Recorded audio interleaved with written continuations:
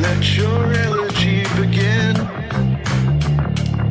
But your aura, it has a vicious stench. Eyeliner on a parasite, so ambitious. Mendacious motherfucker, your downfall will be delicious. So fucking villainous, so fucking insincere, so fucking obvious. You're just so fucking weird. But you serve your master well. You're a husk, you're an empty shell. You turn your soul into a glory hole, or the Antichrist himself. You served your master so well.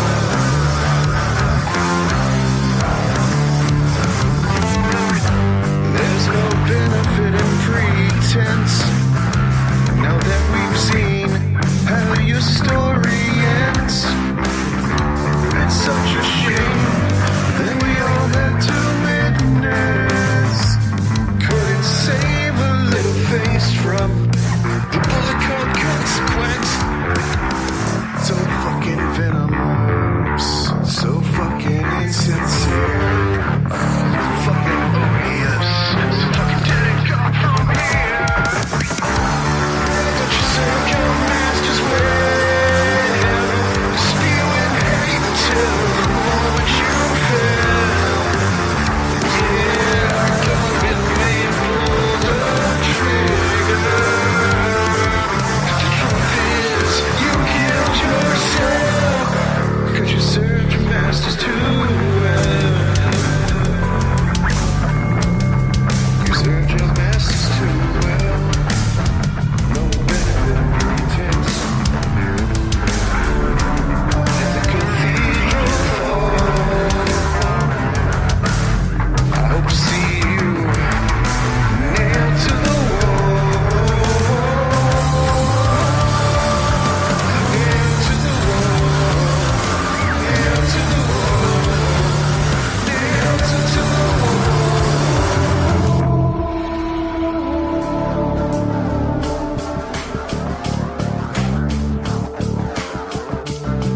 Empty shell.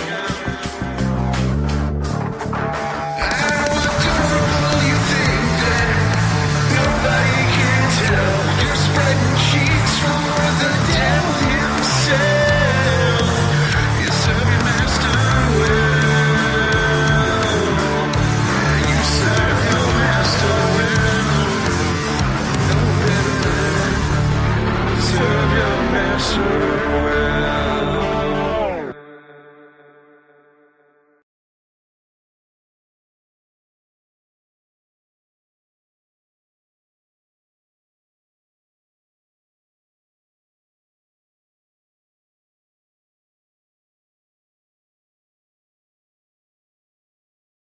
Here we are.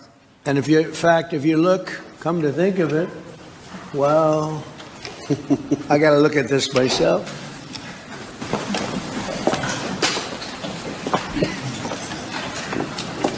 Wow. Hypothetically, if someone was accused of having sex with goats by over 30 different people and regularly denied it, but also dropped very public hints about how much he liked to have sex with goats for decades, and ran a goat pageant to find the best-looking goats, and was best friends with someone who got convicted of fucking goats and trafficking goats to friends all over the world who also liked to fuck goats, and his name was in the classified Goat Fucker Chronicles 5,000 times, and he wished other goat fuckers well in prison, what do you think the odds are that that person is a goat fucker? Yeah. Yeah. Huh. What a view. Only minority destroying America is the billionaires.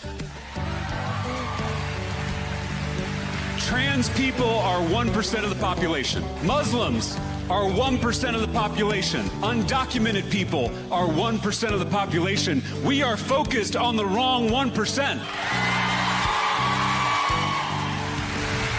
Trans people aren't taking away our health care. Muslims aren't defunding our schools. Immigrants aren't cutting taxes for themselves and their rich friends. It's the billionaires and their puppet politicians.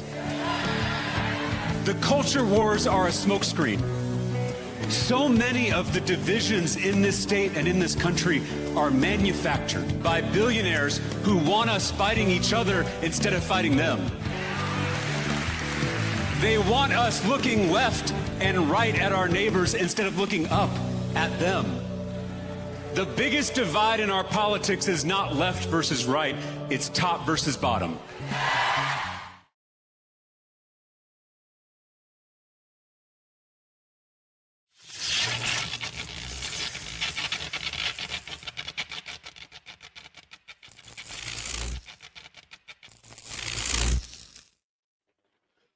What up? What up? I hope I'm audible. How's everybody doing? Welcome. Welcome to this. It's the SHILLCAST of sorts. I'm not sure who, if anyone, will be available today. I just kind of, decided to wing it. It is Wednesday, so, I know that some of you wait for this kind of thing on Wednesdays, and I don't want to disappoint you any more than I did the other week whenever I literally fell asleep. So that was the week I think we were supposed to cover. I don't even know what did get covered, if anything. I don't know if they streamed. I'm not sure. I blew it. That's all on me, by the way. I fucked that up big time. I did not sleep well the night before, and then that was the day we were supposed to cover the stuff with the video by that was Alex Myers, the obsession content, and that whole discussion. And I had not seen the movie, and I was not even aware of the controversy until that very morning. And I was like, shit, people are talking about this. We should talk about it, So I'm like, well, I'm not going to see the movie ahead of time, so I'll just spoil it for myself and go watch the videos about this stuff, and learn what the discussion is. And I, it's a good thing to do, because once I, immediately learned what the crux of the discussion was, which was, if you've seen the movie Obsession, you should probably, hopefully, understand what the issue is there. And I was like, well, I don't want to fucking wing this. I don't want to go in just kind of bullshit and not knowing what we're talking about. I want to make sure that I'm, understand the characters and what happens in the movie, so that I don't, get anything wrong.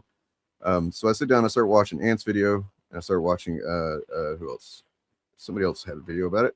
Nonetheless, I sat down to watch these things, and I ate something. This is like an hour or so before the stream was supposed to start. I was just trying to cram them in at like 1.25 speed. And I fell asleep, man. I fucking fell asleep sitting on my bed. And then I woke up a little while later, a couple hours later, and just it's pretty embarrassing, honestly. Got a lot going on right now. Haven't been due to stress and whatnot, and just having to do a bunch of stuff. I haven't been getting the most consistent sleep every night. So that's all on me. I don't know if the guys that were available, did a show, or I apologize to them. I apologize to you. I apologize to my family for falling asleep for half a day without letting them know I was doing that, and they, I guess, thought I was going to be streaming. Yeah, kind of fucked that whole thing up, man. But you know what? As God herself once said, "You live, you learn. You lose, you learn." All right. Welcome. What up, dude? Well, yeah, you're like down there though, in that upside down world. Good afternoon, Dan. Are you excited for that one indie film about Spider-Man fighting Tarantula and Boomerang? Yeah, where Tarantula and Boomerang are definitely the big villains. Yeah, hype for that for sure. So, I mean, I don't know if anybody's looked around or anything. It's going to be kind of hard to avoid it, but like Sadie Sink's character has been revealed. And if you don't want to know that, I guess I won't say it, but like, if you're aware of what my most recent speculation was, what my predictions were going to be, because for the longest time, I rejected the notion that she would be this character that many people were saying she was. I rejected it. I didn't think it made any sense. I was like, no, that's stupid. Nope. And then kind of at the last minute, I started thinking about it a different way. And I was like, wait a second. If that is who she is, that's pretty fucking genius. If they're doing what I hope they're doing with it. And it turns out, yes, it is her. And yes, they are basically doing what I assumed, but just not this. So the real villain that's behind the whole thing is not who I speculated. So I was wrong on that one. But we all know who the real villain is, right? It's Ryan from Nothing But Media. Hey. Hello. How's it going, bad guy? Oh, these things are sent to try us. I'm doing okay though. You're a little bit quiet. Let me see if I can turn your volume up here. Whoop. Yeah, I can turn you up there.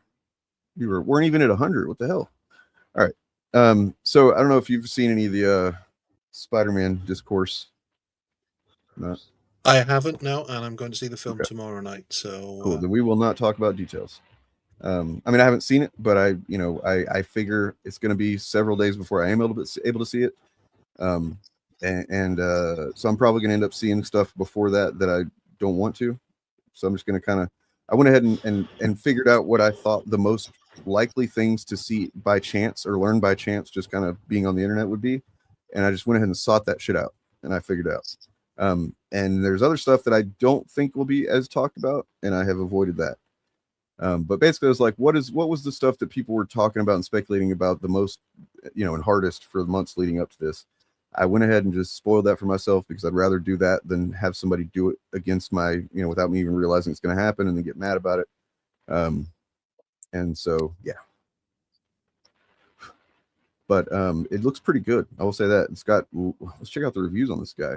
From yesterday, it's doing pretty well on the old, the objective meter of Rotten Tomatoes. which we all know you can't trust unless you are trusting it completely. Well, right. Is it a woke movie or not? That's how you know if you can trust it.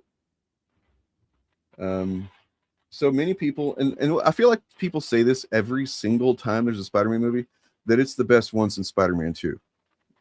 Right? Do you feel it? Do you think that's? I feel like I've seen somebody say that. I would say, with the exception perhaps of Far From Home, which had a lukewarm reception, I think, which is weird because it's sort of it's solid, it's just kind of it's that thing that we get with every MCU movie, is that people will say, this is not what we want, this is what we want, and then they're given that, and then they say, oh, we don't want that, we want the old thing. So that Far From Home, pretty unconnected to the rest of the greater Marvel universe, realistically, which is what people were saying they wanted. You didn't have to do any homework other than knowing who Spider-Man was. I feel like with this one, based on not having seen it, obviously, but like understanding mostly what it's about and stuff, that they, although it does have several characters from outside Spider-Man, immediate Spider-Man lore in the plot and in the movie, it's still a Spider-Man centric plot, which is different from what it's done so far, kind of thing, right? It was always like the first one was Homecoming. That was him and Vulture, which is kind of is his villain, but he's also a guy that was more motivated by being angry at Tony Stark, and also Tony Stark. It was all connected to stuff outside of him and outside of his control. Whereas I feel like this centering Spider-Man more. But nonetheless, what I noticed looking at the reviews on Rotten Tomatoes yesterday, that I don't know if they're all like this, but a lot of the bad reviews, the negative ones, and there's not that many, but the ones that are negative, they give themselves away as to their bias in many cases. Like just in the blurb, I don't read, it's not like I read their whole review or whatever, but just in a little blurb there, it's like this one, Brand New Day might be hitting a reset button to a certain extent, but so much late stage focus on its villain makes it more of a branding exercise for the upcoming Avengers Doomsday than anything else.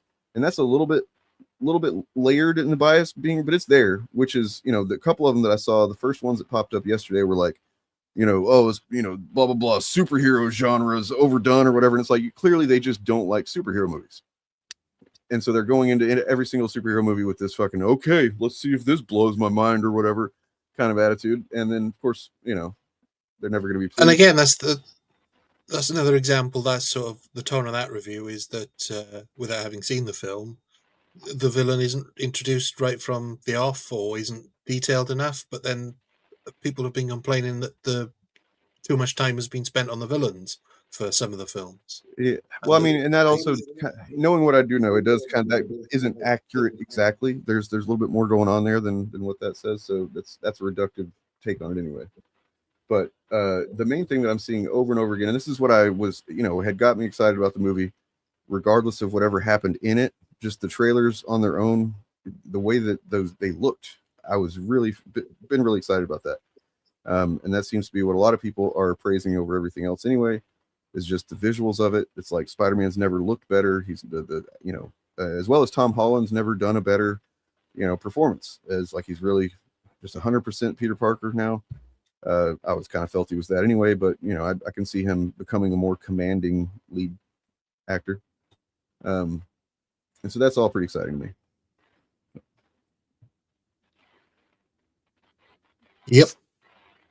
I mean, look, it's okay. I need to talk about something.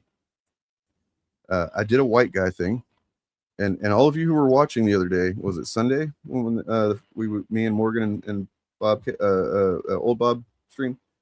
So we were excited to talk about Ryan Gosling being announced as Ghost Rider. That was very exciting for us. And I mean, mainly me. I was the one that was leading this thing, so I'm not to put all the blame on them. Although they were with me, they didn't stop me. They didn't. But nonetheless, I'm taking the fall for this too. I knew that there was a Black Panther 3 announced. I knew that. I did not know that there was an actor cast and announced for it. Well, that's fair enough. And I'm sitting here like, oh yeah, this white guy got, you know, and it's like, and then later nobody said it in chat. So all of you who were watching, you're fucking complicit too, man. So like nobody was like, hey, Dane, don't you think you ought to talk about Black Panther being cast? Is not only cast, but is it David Johnson? He's in Alien Romulus. I think it's John. Yeah, it's Johnson. Phenomenal actor. I love that character in that movie. It's like probably one of the best things about that movie. Yeah, well, I saw him maybe a year or maybe two before he got cast in Alien. He did a Agatha Christie adaptation for the BBC, which I really enjoyed. It's not one of her strongest stories. In fact, the previous adaptation, the character was played by Bill Bixby. Oh. So I streamed at midnight. What are you talking about? Was that midnight? I mean, maybe for you, it was maybe like 9:30 for me. Okay, fair enough. Really? Yeah, I mean, not gonna like, I'm not judging you or nothing, but I hadn't heard anyone say that. I don't think so. That's interesting. Sorry, what were you gonna say? To be honest, I don't blame you, because I mean the news from the Comic-Con announcements were heavily focused on Gosling. I mean, partly because basically what I feel actor, guilty in. sure. I was complicit in how they presented it. They were putting all the focus on, you know, that, right? When it's like, I feel like in reality, well, not in reality, because this is what we're in apparently, but like realistically, I would have expected Black Panther news to be the highlight, the main thing.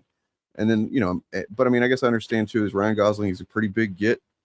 Ghost Rider is a you know, deep fan favorite, not even just fan favorite, but people that aren't even huge comic book fans love Ghost Rider. He's, you know, identifiable as shit.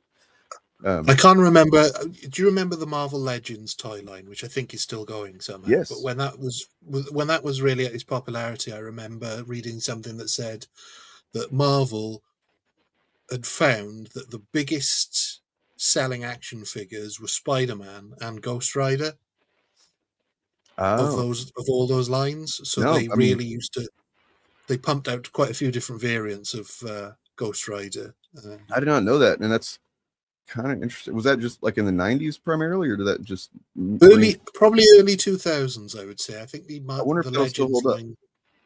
I mean, he's very obviously, you know, as far as characters that I don't necessarily read a whole lot, but if I see a cool shirt or something, I might be more inclined to, you know what I mean? Like, it's that kind of character where it's just, I don't know. Well, yeah, it's obviously Spider-Man's got the name recognition. Everybody knows Spider-Man, Sure. but Ghost Rider's very visually striking. And Mhm. it was actually after pretty much Ghost Rider had done the Dan Ketch run, because I'm a big Ghost Rider guy. So particularly Well, Dan I Ketch. am very familiar with the lore. I'm not saying I haven't read it a bunch or anything, but like, yeah, Dan Ketch was my guy whenever I got into comics, and I actually got a CGC graded Ghost Rider #1. That's you know, from that iconic era. We kind of got into this the other night. Everybody's saying that they think he's going to be Johnny Blaze again, and I'm like, I feel like they would kind of be missing an opportunity to not only introduce a new Ghost Rider, but like also you could have Nick Cage be Johnny Blaze still. You know, In theory, yeah. In theory, and my pitch would have been, in order to, because if you want to get into the classic, the not the classic run, the most popular run, the 90s run, Blaze is introduced into that pretty quickly. Yeah. And he's got a cool look. if you want to try and stay with some sort of fidelity to that, then you have to have Blaze already established Yeah. and I think the way they've done that is the way they could do that with Nicolas Cage kind of works. I mean, I wouldn't necessarily. The problem is a lot of the Nicolas Cage visual elements for those films are Dan Ketch, the leather jacket, the sort of the way he looks, the dark hair. Especially in the first one, he literally looks like Dan Ketch. Yeah. And then the second Even one, the power set, because the power set between the two characters is different. The chains and I don't, as far as I can remember, the original Ghost Rider didn't have the penance stare, but I might be wrong. But so that's the difficulty they would have. But saying that, there's two things that stood out to me about he's got to be Johnny Blaze. His age makes it so that he fits Johnny Blaze more than he fits Dan Ketch, because Dan Ketch is literally a teenager. But I never Kevin saw Dan Feige's teenager. I thought he was more like in his 20s. I would think, even 30s. first episode. No, and definitely in the first issue, he's him and his kid sister go to a junkyard, or they get caught in a gang fight, and they end up in a junkyard, and that's where he stumbles across the bike. And I get the feeling that he's supposed to be maybe early 20s, but certainly not Ryan Gosling's age. I mean, he looks good, but he don't look like a 20-year-old. But Kevin Feige, in his way, has said that he's not going to announce who Gosling is until Gosling wants to announce it. That's what I saw, and I thought that was interesting. But that Gosling came to them with a pitch based on a run of comics that he liked, and I can't imagine it's the original 70s run.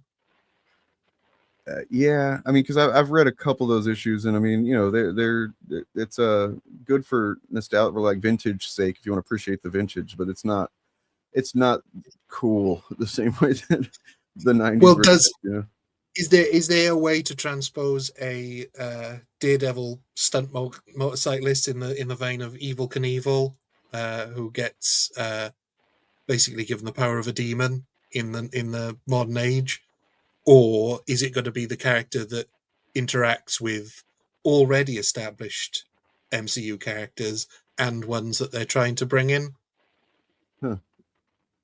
So I don't know. That is very intriguing, the way that he's presented that.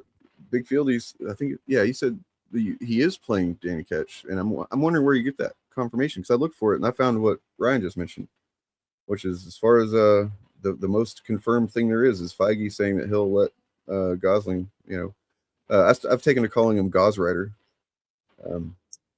because I think he's right about that. I think they're aiming to do something around Midnight Suns, hopefully the original Midnight Suns, which, sorry for Moonlight fans, but maybe not. Because I mean, I literally saw where somebody asked Oscar Isaac about it, and he was like, dude, do it. He was like, he said Ryan's interested. This is before he was cast. He's like, Ryan's interested, let's do it. So like, Oscar Isaac wants to do it. It kind of seems like a no-brainer at that point, where you get him, and then I don't know, Doctor Strange. Maybe, because the original Midnight Suns, the original team of Midnight Suns are sort of interchangeable. I would be fine with them doing a kind of interchange, like using the concepts of Midnight Suns and then that version of Defenders, the Doctor Strange's team that he puts together. Those interchangeably kind of like Secret Defenders. Secret Defenders, that's right. Yes, I feel like that'd be pretty cool. Because they dealt the with one thing stuff. Secret Defenders. The one sort of easy switch out is that one of the original Midnight Suns is Morbius, which they don't have. So yeah, I mean, thank God. I mean, damn our luck. We could have had Jared Leto. But yeah, it's what's pretty funny is whenever I started looking for pictures to use for thumbnail and stuff the other day, I was like, and I started seeing people that had already posted videos and stuff about it. A lot of people were just grabbing Robbie Reyes pictures, and it's like, oh man, what are you doing? Yeah, I think that would be a bad move as well, because I mean, the character was okay, but he drives a car, which isn't as visually striking. Got to have a good version of a motorcycle Ghost Rider before you do. I think Robbie Reyes is a great character, actually. There's been a lot of, like Jason Aaron built him up in his Avengers run. Once he became an Avenger, he really learned how truly fucking powerful he is, because he's not powered the same way. Doesn't come from the same type of thing exactly. So his power set's kind of based in something different, and it allows for a lot of wiggle room for a good writer to, really expand on that. And he's, the Ghost Rider at different times has powered other things with his powers besides his motorcycle or whatever, or in his case, a car. But Jason Aaron got fucking nuts with it, and he had him like power a Celestial, shit like that. It's like, I mean, we'll probably never go that ham on screen, but it'd be nice. Yeah, the demon is different. Yep. Yeah, and it's crazy about those Ghost Rider movies, because obviously the first one it's almost like a video game plot, the way it plays out. You go to this level, there's a boss, and you learn a new thing, and you beat that boss with the new thing, and then you level up, and then you go to the next one, and it's like he just uses one of his tricks, to one of his skills or powers, whatever, to beat each one. And it is corny as fuck. But Yeah. you can tell people that were doing it, they understood Ghost Rider. They just didn't understand how to tell a really compelling story with Ghost Rider. Yeah, it's very by the numbers, with a brilliant Sam Elliott cameo, although the character he's playing is another character from the Dan Ketch run that they retroactively made the Well, he's first Ghost actually- Rider. So, Well, I mean, so he is the first. So do you know? But there was a version before. yeah, which they later renamed the Phantom Rider. Yes. Yeah, because he was. I think they changed his name for a couple of different times for a couple of different reasons. But one of the things was that at one point they realized, oh, we've got a guy wearing all white and a white hood riding a horse. In the Old West, yeah. In the Old West, yeah. Yeah. Spirit of Vengeance. That's one of those. It occupies the same space in my mind as Punisher Warzone, in that there's a lot that is exactly perfect as far as like visuals and the way it's executed and stuff. But then like the actual narrative and the characterization and everything is just so fucking weird, and like it's just too edgelord, too like But I mean, stuff like I was watching a scene from it yesterday, and where you first see the Ghost Rider in Spirit of Vengeance right at the beginning, and he shows up and he's there to save the woman and her kid, and there's all these goons around with their guns, and they're gonna kill him, and he just stands there, and then like he's kind of swaying for a second, and it's weird, and it's like it almost seems like this is Nick Cage's idea, I think. You know what I mean? Like he wanted to do this. Yeah, and then by contrast, you got the excellent visuals of that giant crane saw thing turning into the Hellfire machine, which is I mean, he looks. The idea that like the cool thing that they've never done this in the comics as far as I know, but like his jacket and everything is melting all the time in that movie, which is fucking great. That's really brilliant. But yeah, alas, that visually was all there was to it, and still, even then, it was like. It was all cranked up because it was by the directors of those Crank movies, Yeah. And I think a big problem is that his main power is the penance stare, which for those who don't know, when he stares in your eyes, he makes you feel the pain of all your victims. Yeah. So if you're a really bad criminal who's killed a lot of people, you feel what it's like to be murdered a lot of times, which is brilliant. But if you don't know the villain and you don't know the people that he's harmed, it's not really doesn't have such an impact. You're just kind of seeing some contextless images happen. Yeah, and it's also surprisingly an unvisual power because he just stares at someone. So, well, he does in that movie. He does do the thing where after they shoot him, he like spits bullets out. Yeah, kind of, but yeah, it's tricky. It's a tricky thing. I hope they figure out some cool stuff to do with it. I hope it doesn't end up another Blade. But oh, by the way, I completely forgot was in the Spirit of Vengeance is Idris Elba. Yes, yeah, and that's like, Christophe Lambert. Is he? Yeah, he's one of the weird tattooed priests. And I think Kieran Hines did an excellent job as the devil. I think sadly he was better than Peter Fonda in the first one, but I think in the second one, or is it the first one? Rebel Wilson is in it. She's the goth he saves. Oh yeah, that's true. But yeah, that movie was really like, you could tell that one was just like Nick Cage was like, all right, I'll do it as long as I can do whatever I fucking want to. And, so like the whole changing into Ghost Rider for the first time in that movie, where he's just like having a freak out driving down the road. It's so fucking corny and silly, but I to be honest, I quite like Cage going full Cage in those moments because I Sure. think it works. But it does the whole.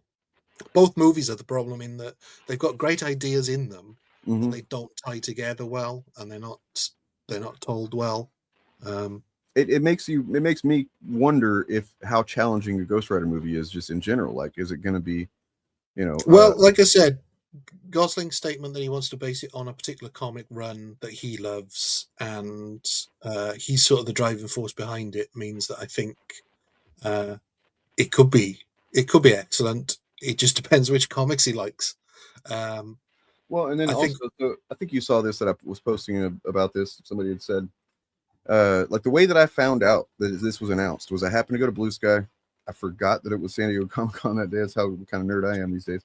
And I go there and I see somebody say, Ryan Gosling is cool as Ghost Rider, but like, really, Sean Levy, like, what has he got on people in Hollywood that he keeps getting work or something? And I was like, what? And I verified that was even true, first of all. And then I was like, what? Did you look at the movies he's made? I mean, look, I'm not like a Sean Levy fucking stan or anything. I don't even disagree. The guy ended up saying he thinks he doesn't really have a voice that's his own, and he kind of, and I kind of, like I told him, I don't really see it that reductively, but I do think he makes movies that are designed to appeal to mass audiences, and that's why they make money, and that's why they hired him. You know what I mean? yeah, it's a weird complaint because I would say like maybe 99% of directors throughout Hollywood history don't have their own voice, excluding the very early days where they were sort of voice driven. Well, I mean, when Like- the movie calls for, let's say the movie is Deadpool and Wolverine, the movie calls for it to be Deadpool funny, that we recognize as Deadpool being funny, which is really just mostly driven by Ryan Reynolds.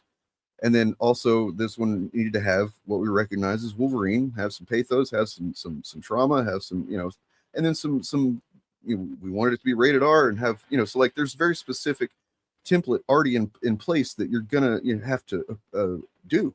You know what I mean? No matter who you are. So like having his voice is that he's able to come onto a project and execute it with what the project calls for, right? At least for the most part. I even kind of like that one silly movie on Netflix that time. What was it? The one where Ryan Reynolds goes to meets his kid self or whatever from the future. Oh, there's so many of these Netflix films. I mean, it's a Netflix film in that it is completely kind of just like barely more than superficial level of anything, but it was entertaining enough. But yeah, let's see, what is this about? Have you heard this new thing about Star Wars Theory paying YouTube for ads with Star Wars Explains name in it when he first started his channel? I mean, I think we knew that. I saw somebody posted that information. I'm like, well, that's known. Have you emailed me? I think you've emailed me, right? Like, because I think you've emailed me this. And I mean, first of all, if I would need to see that there's some kind of direct evidence of this, and in that case, yeah, I'd talk about it. But like, I don't know that that's gonna have some kind of like silver bullet effect that you may be wanting it to. Unfortunately, that's just where we're at. I'm sure the last time Star Wars Theory did something really stupid publicly that this was all litigated because he's talked openly about it, and like, yeah, he ran ads when he first launched his channel. The growth wasn't organic, but then it so really is for a lot of channels. And there's nothing wrong with running ads for your own channel. Yeah. Well, I mean, if he was using somebody else's, I mean, look, I'll say this. I don't even know if that's even that big a deal, because what I've done, and I'm sure the other guys that have talked about the chuds we talked about have done. Of course, it's a little bit different, I guess, but like, because they were the subjects, I won't say targets, but the subjects of a lot of our content, I, at different points, included chud name, channel names in my tags and stuff. In my channel tags, not even just my video tags, but like my channel tags, because that's the algorithm I was trying to get into. That's the audience I'm trying to somewhat appeal to, or at least break through to. And so it makes sense to do that. I don't think it's underhanded because they are the subject of the content that I was making. So now if he was, just to say, Eric's been quite open that his Eric's Debunks channel is aimed to capture the same audience that the Chuds go after by thumbnail design and stuff. Okay, so he made an advertisement and said that his channel name was Star Wars Explained. What are you saying happened? Because if you're just saying that he made an ad and the tags that were included in the targeting of that ad were included Star Wars Explained, I mean, it's weird in the sense that it's not like he, at one point anyway, didn't talk about them, from what I understand. If he was just doing it, even though he didn't mention them ever, he never was friendly to them or anything, it's kind of underhanded for sure. But I mean, what are we going to do? What are we trying to get him arrested? I don't know, man. I don't know what the point is at this point. Like he's kind of too big for something like that to matter to his audience. The people that are still with him, you got to think of this. If you're trying to make people think that he sucks and that he's a bad guy, anybody that's still on board with him doesn't care about that. Anybody that's still a fan of Star Wars theory is okay with the fact that he's kind of a shitbag. They probably even champion him for it. That's just how it is. So, I mean, it's something I had to eventually come to when I'm talking about these guys, is that you can't appeal to morality with people who I don't want to say don't have any, but they definitely don't have the same one that I do. I've just had a quick check on what it, because I had seen the thumbnail. Basically, one of his YouTube ads, I don't know about any others, but basically it's a YouTube ad that says, "Who was Yoda's master?" ? Then it says Star Wars Explained, and then it's the link to his channel. So he's not using the channel Star Wars Explained. He's using the expression that he's explaining Star Wars, which there's much worse stuff that he's done. Yeah. I mean, he's selling Star Wars. He's selling lightsabers. That's what I was going to say. It's like basically that whole lightsaber thing is it's not shady because he's doing it out in the open, but it is like, it's just kind of, it just reveals, in the same way that Critical Drinker's shitty movies and his shitty books, and then Mahler's shitty movie and shitty, like all this stuff, it just reveals these guys don't actually have any talent of their own. So they have to, make a name for themselves by shitting on, popular IP. And then they try to, do some kind of grift on top of that. And I guess to that extent, he's been, I don't know how successful he is with that, actually. I don't know. I guess it's made him some money, the Theories Sabers thing, but like, I don't know. I think they're expensive, but cheaper than the Star Wars official ones. But yeah, I mean, I don't know how he's able to, I guess because he doesn't call them lightsabers. Yeah. But that's really, so in that way, it is just doing capitalism in the most, kind of underhanded way, where it's not technically illegal, because if it was, I'm pretty confident Lucasfilm would have shut it down already. But it's just, he's figured out all the ways to do it. And that's what all these guys do, right? That's what their content is. They you know what? I want to bring this up because I saw this comment on Reddit the other day. I was like, holy shit, that's really good. Really smart. It was in this will, pivot into the Chud discourse. But like in the whole context of the Odyssey and how that's all played out with these Chuds, and how they've continued to just expose themselves for being dipshits, to the point where now they're latching themselves onto a feminist and what she says about a movie. It was essentially, from what I understand, is summarized as it's not woke enough. And they think they agree with that. I don't know.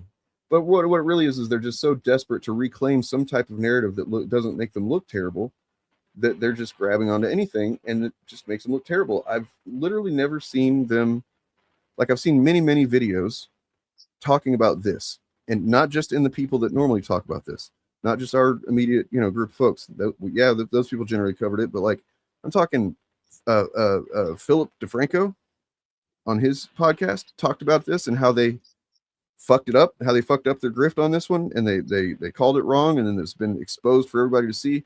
Everybody's seeing this stuff. That's why they're doing this. If you're not aware, they escaped their typical, reach with this one.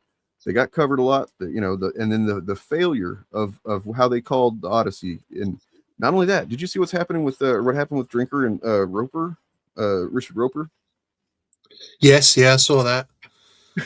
It's so fucking funny how, but we'll get there. I just want to find this one comment real quick because it's something I hadn't really thought about like this before.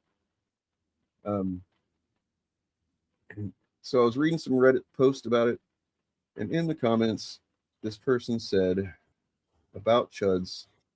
Let me find it here. Essentially, that they,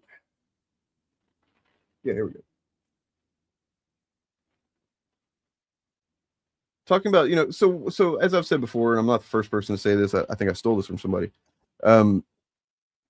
A large portion of racism in action, right, is not just somebody being racist directly to somebody else, or about a lot of what racism is, in practice, is people trying to pretend like racism doesn't exist, or that racism isn't a big deal, or that whatever. You know what I mean? Like, that's what a lot of it, if you really pay attention, that's what you see a lot. And that's what these chuds do. That's what a lot of their content is doing. Whether they're deflecting their own racism, or just in general trying to, say that, or in fact, acting like white people are so oppressed or whatever these days is a version of that. That's what a lot of racism in practice is. And then there's, a section of it that is also the openly, brazenly terrible, shitty, gross racism. But this helped me. I think this is true. Tell me what you guys think. But it says, one thing the civil rights movement did was made being labeled a racist makes somebody into a bad person. Essentially, they're seen as a bad person. That's why Drinker and his ilk always work one layer removed from racism. Instead, they used historical accuracy, woke, DEI hire, so that when someone calls their racist views racism, they get angry because a racist is a bad person. Since they think they are good people, they also think that they must not be racist, and what they said can't be racist. It's really fascinating / discussing how they accept that racism is bad, but refuse to change their racist views.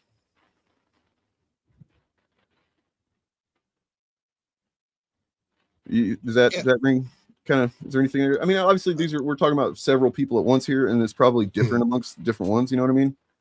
Like, I think some of them probably are perfectly fine with being racist, and they just they do the tongue-in-cheek, pretend that they're not, kind of thing. I think that the ones who realize that there's monetary loss to admit being a racist, those are the ones that. So it's a mixture of all that. But I think, and of course, some of them are just playing the grift. So I think me and you both listened to we found that one. I think you found it actually a while back. There was a Nerdrotic stream from like when Falcon and the Winter Soldier came out. You know what I'm talking about? And they were basically talking about, you could literally tell that they were having a conversation. They weren't trying to present some argument to us or anything, but they were talking with their audience about how essentially the civil rights movement effectively ended racism. You know what I mean? Like, that's actually how they seem to see it, which is fucking bizarre. But you know what I mean? No. Yeah. It rings a faint bell, but I mean, well, one of those many. We've covered so much. Yeah, we've covered a lot of shit. Sorry to sidetrack real quick. I just was like, what's up, Tony? How's it going, man? Is this you? Is you in these DMs here? I think so. Yeah. I think it's you. Oh man. Pretty cringe, bro. Yeah. History of people quitting his podcasts. Interesting to throw accusation to throw at somebody. Considering there's a history of people quitting his podcasts for being a bad person. Name one. Yeah. Name one. Oh yeah, I am Spooky. He's a chud. He's really one of the more pathetic ones. He's actually been on the stream one time, and me and Chariot and Bob Chaos and Eric DeBunks, we kind of just dismantled his entire dumb claim that he was making at the time, and he walked it all back by the end of it. But he still wants to come around every once in a while and, like, I don't know. No, that's not what happened. I mean, I understand you have a problem with reality and facts and also oral hygiene, but that's not what happened. You know, nobody quit because I was a bad person. So there you go. Tony, how is Katie? Did she still streaming with you guys? You used to be tight. What happened to that? Yeah. So You still friends with EVS or what? He's still cool with you? Are you still the heir du jour of Comicsgate? The Chicano Stan Lee. Fuck out of here, dude. Like, I mean, I guess he feels like he's got to show up every once in a while and like take another swipe at me or something like that, but it doesn't, you know, I don't know. I don't know what it does for him. yeah. Anyway. So like, yeah, about the Odyssey thing, that's what I think a lot of people that you know, we've talked about before, that like outside of our immediate bubble of people that kind of like are concerned about these guys, or maybe used to be more concerned about them, a lot of people just ignore them. Mainstream people ignore them. So they didn't, you know, whether they were doing well like they were several years ago, or they started doing worse in the last couple of years with their content, people just didn't know at all. And I would have a lot of people tell me, you know, just don't even talk about them. You're just giving them the oxygen they want or whatever. And it's like, okay, man, but like when nobody was talking about them, they grew the most. You know what I mean? Like in the period that there was really hardly anybody pushing back at them on YouTube, they started doing really well for themselves. And then you started. Yeah, well, yeah. There's the expression "sunlight is the best disinfectant," and in some cases that is true. And what happened here is they got mass exposure thanks to Daddy Musk proliferating their stupid theory. And if Musk hadn't spread these rumors, most people it never would have broken containment, and they would have just walked away from it like they walked away from every other one of their bad predictions. Or they would have tried to do what they did with Captain Marvel and say, oh, Universal, which some of them have done, Universal are buying seats, the audience score is manipulated, the critic score is bought, all the stuff that several of their smaller orbiters are doing. They would have done that, and then they would have walked away. I want to introduce you guys to what I think is probably the Critical Drinker's #1 tactic, and it's very much on display here, and that is hedging. We've joked about it before because he's got video titles like about Into the Spider-Verse. It's like, or Across Spider-Verse rather. It's you know, a flawed masterpiece, which is, you know, that's not even like that egregious. I can see myself saying that about some movies. You know what I mean? But like that's how a lot of anytime it's a movie that is just very well liked by the general public to the point where if he were to shit on it entirely, it would look bad for him, because that's part of his whole thing, is being the kind of foot in the door for a lot of, you know, casuals. Like Nerdrotic can go harder on stuff. You know what I mean? He can like just outwardly make fun of it and do racist thumbnails and stuff like that. Drinker doesn't do that shit. His a little bit more subtle, right? So if you're not really looking for it, you might not, I guess, see what he's doing. Drinker, you have to take his stuff in totality and look at the patterns of it, right? But nonetheless, so he'll do those types of titles, or for instance, I love this. I see this, the image, that graphic I made years ago. I still see it posted around in the wild, where he changed the title of the House of the Dragons trailer review or whatever, as well as the one I made about Prey. Whenever he first, but both of those examples, he covered the trailer, just a review of the trailer. It was like basically some very dismissive, this is going to be shit kind of title, and then the thing comes out and people like it, everybody's talking about it, and he goes and retroactively changes the title of that video. You know what I mean? So that to me reveals what his whole, he recognizes his purpose, his thing is to be the you know, the entryway for casuals. And so right here I've got another example. This is from before Odyssey came out, which is what's really killing him, is all the ways they talked about it before it came out. So this is the Odyssey trailer. This is the one I believe that got the massive downvotes or whatever. Oh dear. Christopher Nolan's Odyssey hasn't had the best week, and the latest trailer getting ratioed to oblivion. And I think I know why. Let's find out. Okay, and then make sure I have the right ones in order here. Yeah, so I've got then the little bit of transcript from the video itself, so we don't have to listen to them. I've never seen anything like this on a Christopher Nolan movie. Make no mistake, this is more than just a few curmudgeons on the internet fight a culture. Yeah, Sorry, it's supposed to be curmudgeons. Gotcha. Yeah.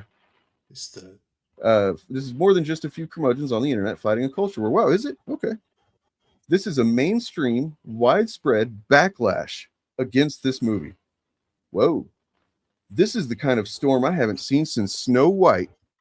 Wow, that's mighty claim. I hope he doesn't like go completely the other direction a few sentences from now. well, just to contextualize that before you go on. Yeah. The Snow White thing wasn't a big deal. People decided not to go see the movie because they didn't want to go see the movie, and so they didn't see it, and it was a flop. Yep. There was the only storm again was created in their bubble. So if you're in that bubble and you're like, wow, the Snow White thing was massive. Elon Musk did not go on a Twitter rant before, during, and after the release of this film about how bad Snow White was, is, and is going to be. That didn't happen. It never breached containment, really. It was covered on really in a non-serious way by the news organizations that covered it. That's what's really been failing them lately, is that they've relied so much on saying that something is that something's going to be bad, and then when it ends up not being well liked for reasons that have almost nothing to do with the shit they say, they claim victory, right? So like Snow White was that, like, nobody really cared about Snow White and had nothing to do with what Rachel fucking Zegler said on the whatever, unless you happen to be poisoned by their content. But like, what's interesting here is that he's trying to tie them together, which I think was also a big mistake. He got a little too full of himself here. He's like, I want you to think of my dumb audience that doesn't think past the end of their nose. I want you to think about the Odyssey the same way that we thought about. Remember Snow White and how we mocked it and how we laughed at it and how terrible it was going to be? Same thing, audience. Just absorb that and think of it that way. I don't think it worked. So that was let's see the time. That was almost 2 minutes in. Then go to 7:40. Though maybe this backlash, for all its noise, is just confined to the internet, and the normies out there couldn't give a shit about any of these casting controversies. What? Hold on. This is a mainstream widespread backlash against this movie. I mean, Christopher Nolan is one of the few star directors out there who can sell tickets on his name alone, so I definitely wouldn't count him out with this one. Is it going to reach Oppenheimer levels of success? Probably not. Once again, the critical alert. predictor comes in, guns blazing there. Yeah, it has. It's already outpacing Oppenheimer. Probably not, but I do think it'll turn a healthy profit. And what the hell? Maybe he'll surprise us all and create a genuine masterpiece with the Odyssey. Guess what? They were never going to like this film, despite them claiming back and forth now that, oh no, we all watched the film because we had to watch it to give it a fair review. They didn't have to watch it because they were never going to give it a fair review. But wait, there's more. Oh, there's more. Yeah. But I don't know, man. I've got this weird little feeling that he might have gone a bridge too far with this one. Either way, we'll find out in a couple of weeks. Fucking Christ. Have you ever seen such pathetic, desperate hedging that even though he hedged, it still didn't work out? And that's what people are calling him out for. And he's trying to pretend like he did, because he did say both things. He said it could work out. And it's also this backlash is going to make it fail miserably. So like, when you go to those extremes, though, you can't really claim a victory no matter what happens. I mean, well, let's just break it down. In this short segment, he claims that it's gonna fail like Snow White did.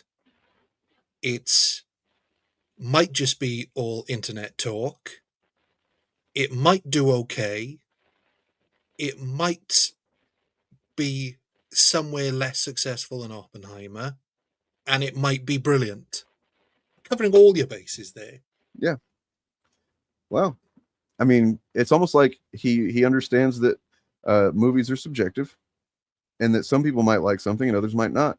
And yet his entire purpose on the internet is to try to convince everyone to think the same way about stuff.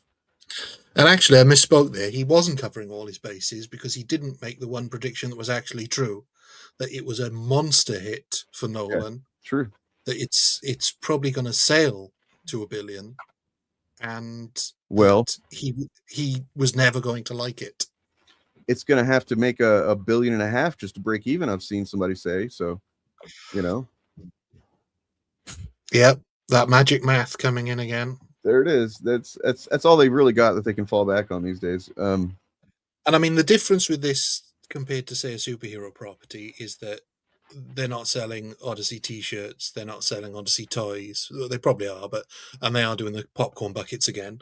But the merchandising money for this film isn't as strong as any superhero film. True. So, but there's also the deals now. The streaming deals are going to be huge. It's going to make a fortune on streaming, on premium streaming. Yeah, I imagine because that's where I'm going to have to see not. it, so, yeah. Well, yeah, not just because of how popular it is, but because Universal streaming service is less prominent than probably all the others. I would say it's probably the least prominent one for film. Is that right? Is that right? Huh. Interesting. I mean, I've never really. I mean, I've maybe read a couple of Vault comics, but I mean, I hear that they've got some good stuff, but that is kind of unfortunate. I wonder if they are aware of his full bibliography, because he he co-wrote, I believe. I don't remember if he wrote the Clinton Cash with Dixon or if he wrote the thing about Baked Alaska or whatever the fuck it was. Or the whatever that fucking shud from, I don't know. That's old history there. But find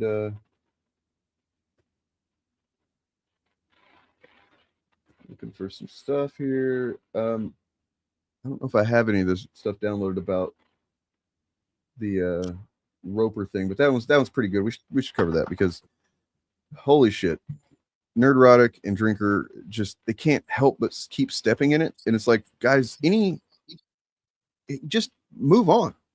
You're not gonna claw your way into some kind of victory, but I don't think they're doing that for that reason anymore. I think they're just doing it to maybe spare their own ego or to spare some audience that they fear they might be losing. I don't know. Yeah, this feels different to all the previous, like I said, all the previous successes where they've just sort of pretended that they never made a big stink. I mean, if they could get past the Captain Marvel, of it all, the whole year of saying it was going to flop before it made over $1 billion, if they could somehow, roll that off their backs, then they should be fine with this. But they just can't fucking let it go. And I think the other thing is, though, the more Odyssey videos they pump out now, the more people that are going to watch them who are genuinely interested in the Odyssey and think it was a good film, and those people might switch off pretty quickly. That's help for their metrics too. Yeah. But I mean, the level of cope on display from them, I've never seen this from them. They've never been this wrong, and it's just, well, it's delicious to watch because they are coming up with every excuse. They have tried the excuse that, the Rotten Tomatoes score is all messed up and has been ever since they demanded that people prove that they've seen the film. How dare they? Okay, so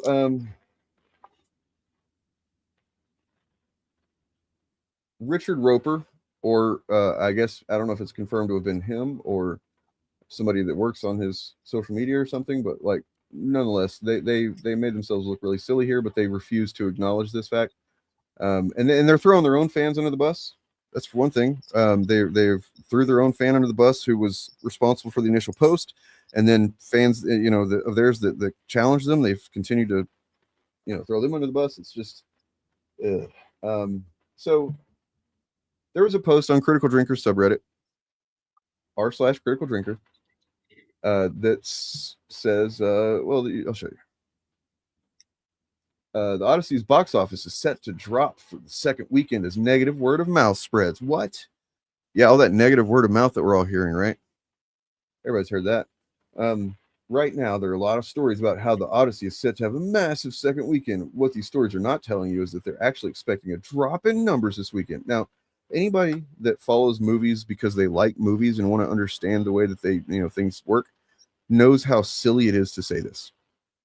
Because I mean, it's more notable to make comment on whenever a movie doesn't have a massive drop, because it's so common that it's just expected. What's expected is that most movies are going to have a massive drop second weekend, because what? Because they all play up the fucking opening weekend. That's where they want to make all their money.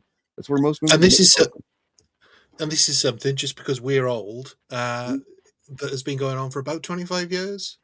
Yeah, It quite used well. to be the case, sort of probably pre-2000s, that a movie would open and sometimes and basically they weren't banking everything on opening weekend.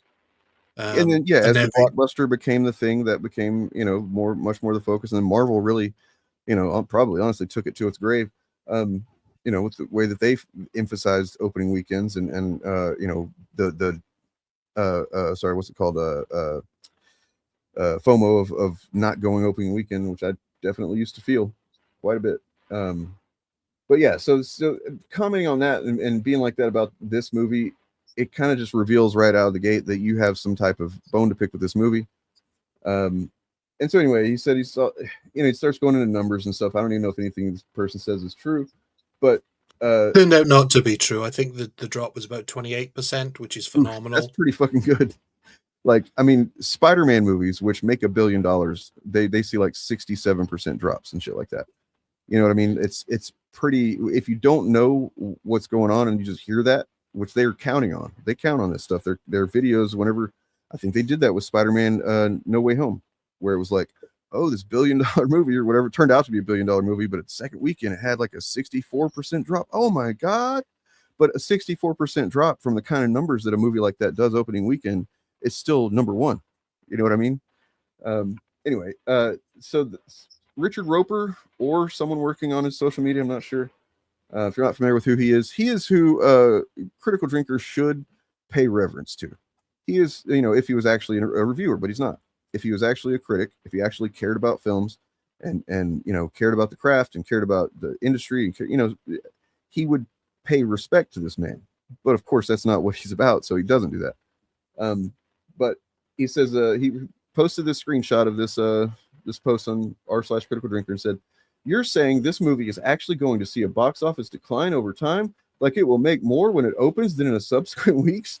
I've been doing this for 35 years and I've never seen such a thing." So it probably is Roper, I guess. What a disaster for Nolan. He'll never make another film, with laughing emojis. So yeah, really kind of shit on there. And this also goes to, I'll get to it in a minute, but this too goes to serve the point of what I've talked about before, which is the content that they were making about this prior to the movie coming out. A lot of it was focused on the down votes of the trailer, and you know, every thumbnail had like down thumbnails in it and stuff, like, I mean, down thumbs or whatever, thumbs down, sorry. And it was just a lot of that. And then, you know, they're talking about how they, like, it's very obvious that their focus is not even really on the movie as much as just making people believe that the movie is not good and it's not doing well. You know what I mean? And as we've pointed out several times, and people like the Birdman have made videos on, anyone that is a YouTuber who has ever received downvotes knows that those plugins that they use to give you the downvotes are wrong, sometimes off by a big margin. So that's the first thing.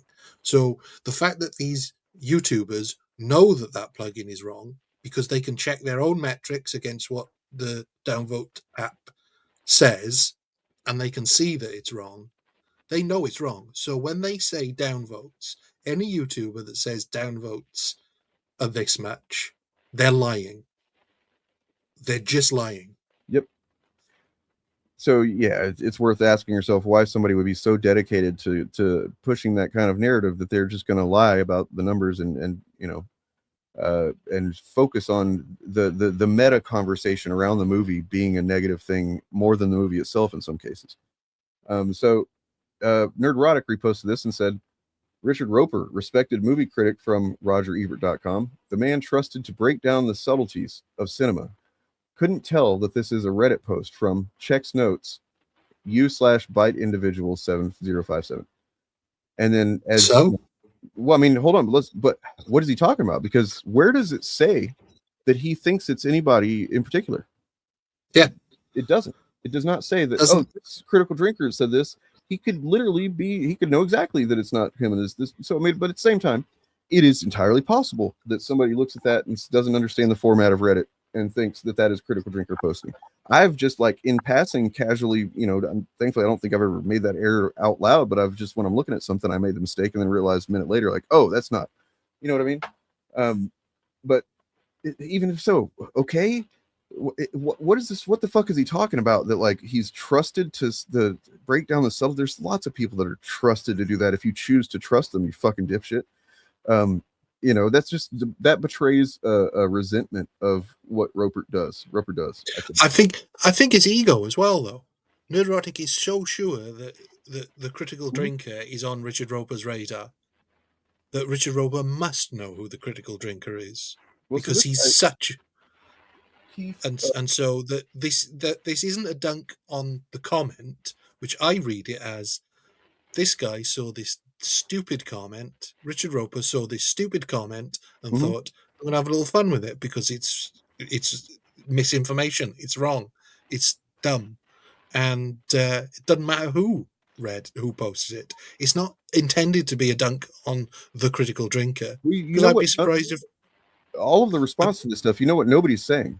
No, not him, not Nerdrotic, not Drinker. None of them are arguing with what was said. That, I think that's intentional. I think it's very intentional that the whole point is to, you know, and I want everybody watching this to remember this going forward. You know, it's one of the reasons I've kind of over time just not covered these guys like I used to, because to some degree they want you to focus on, they're doing the jangling keys thing, and it's really easy to fall for it because they know, generally, especially a guy like Nerdrotic or Drinker, they know how to jangle the keys in the right way to get average, decent people, you know, who care about things, who care about facts, who care about other people, who care about the film industry stuff. They know how to get you focused on something that isn't really the point, because the point should be, here, you motherfuckers aren't even addressing that he's right. He's calling this shit out, and y'all, because they make content on the same narrative all the time. You know what I mean? They make content saying, "Oh, it's doing the second weekend drop or whatever," and their fans eat it up because they don't know any better. But anyway, yeah, and I would say just the last thing on that is, if your audience is that stupid that they would post something like this because they don't know that all films, pretty much with the exception of very few times, like Obsession was one. I mean, you got to go back to things like The Matrix and The Sixth Sense, I think, which Sixth Sense definitely, maybe The Matrix had a bigger second weekend, but it's very rare. yeah. It's films that come out of nowhere, not films like this. So if your audience is that stupid that they believe that a second week drop of any kind is a Indicative of massive anything. hit, Yeah. then you're not educating your audience. You are training them. You're not teaching them. Well, I mean, almost by its nature of being a big second week drop, it's almost implicitly saying that it did well opening weekend. Mm. You know what I mean? So like in that way, it's a bit of an admission too when you really think about it. But nonetheless, so this guy Keith Garlington or whatever, who's a Tomato Meter approved critic here, said, you know, where did he even mention Drinker? You guys are struggling. And then Nerdrotic, this is where it gets really fucking pathetic, honestly. Like this is I'm kind of embarrassed for him, but you know, whatever, fuck him. You really think they would have posted this and then deleted it if Drinker's name wasn't on top?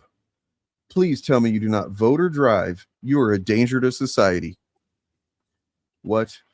I'm a danger? Wow, what a deep cut from the weird phony internet guy whose lone claim to fame is drumming up outrage for clicks on his YouTube channel. I'm just devastated. And then this guy makes a good point here. You didn't answer the question. Where in the post does it show Roper is directly talking to Drinker? Deleting a post isn't an indication that Roper was talking to Drinker. By your logic, is Critical Drinker guilty because he blocked me instead of responding? He's got a block there. Deleting the post is indeed an indication he or whoever runs this account was talking about Drinker. No, it isn't. You fucking goddamn it.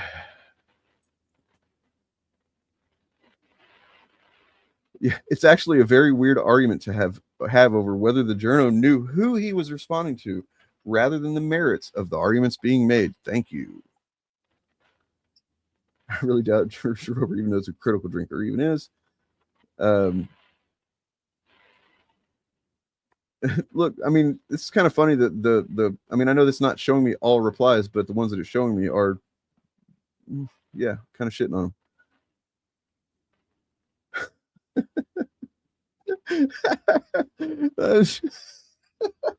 Who the fuck is Critical Drinker? And then, you know, we don't need to bring the slurs into it. I know that coming from me, that's fancy, but you know, just try to not use it. I just didn't use it a minute ago when I wanted to. So there you go. It can be done.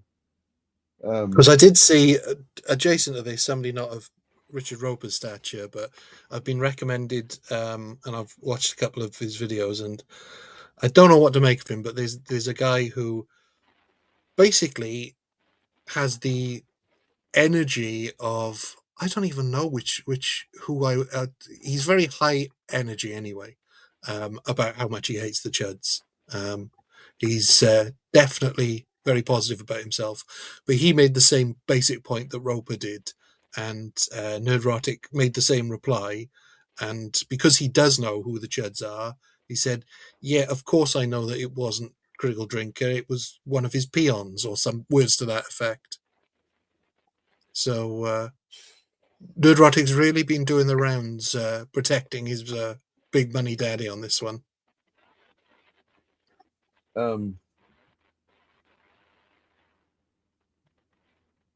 So, of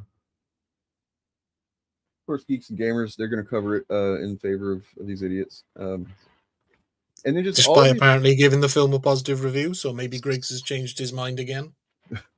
So many of some. I mean, he's probably trying to buy back some. I don't know if you call it goodwill from their audience. I don't know if they're capable of that, but whatever will they have. Did you see the comments replying to both Jeremy Johns and then also Jeremy Griggs and their reviews of it? Because it's wild. I think I did. I'm going to show them real quick just in case. So if you guys aren't aware of what it's like to be in those communities, just be glad that you're not in that. If you've been in them, thank you. You know, I'm glad, proud of you, happy that you got out of there. Good job. Because this shit straight up is cultish. It is cult behavior. So here is the thing is, I don't know which one's which. So maybe we can tell if we look at them close enough. But these are comments. One of them's from Jeremy Johns. One of them's from Jeremy Griggs. Both of them gave, you know, fair to positive, you know, review of the movie.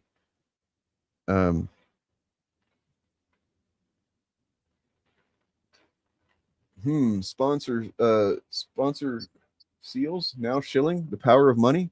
If it's woke, I don't watch. So Helen of Detroit got more screen time than all the Greeks combined. Nolan fanboy. Grounded realism is when there is an Indian man or white woman or playing ancient Greek warriors, or a black woman is Helen of Troy. Most of the comments below are hostile to either Nolan or this channel. Well, yeah. So Jeremy, blink twice if you're in danger. Still not watching the woke slop. You glazing John Loogie, the massive talentless hip. Like, this is just fucking cult shit. You know, paid shill. Literally, that's why this podcast is called what it is, because, you know, this is the kind of shit we've heard over and over again just by saying, even if we weren't even saying that we like something. That's what's crazy. That's why it's so fucking cultish, and obviously cultish. It's not based in rationality at all, because we could be saying, hey, you haven't seen the movie yet. It might be good. You don't know. And we'll get called a shill for that. It's like, we're not saying it is good. Go see it. You know, just saying realistically, logically, you can't know whether it's good or not. You just can't. I thought Batman versus Superman was going to be the best fucking movie ever based on the trailers. I seriously did. I was like, holy shit, this looks like everything. Spoiler alert. It's not the shit, it's just shit. And here's the other thing. Until you've seen it, you can't decide whether you like it or not. And if you like it or not, everybody else might still hate it. But if you like it, it's all that matters.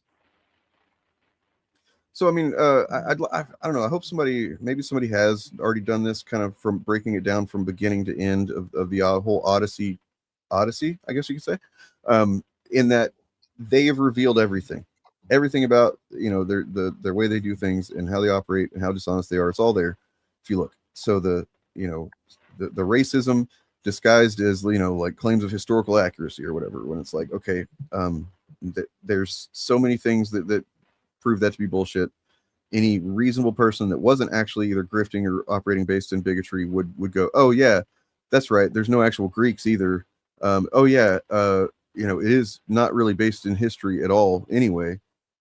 Those should be those 2 points right there should be enough for any reasonable person that's not operating from fucking bigotry to if they did have those notions at any point, they should go, oh yeah, you're right, that fuck, silly of me, I should have thought about that. And that would be it, you know.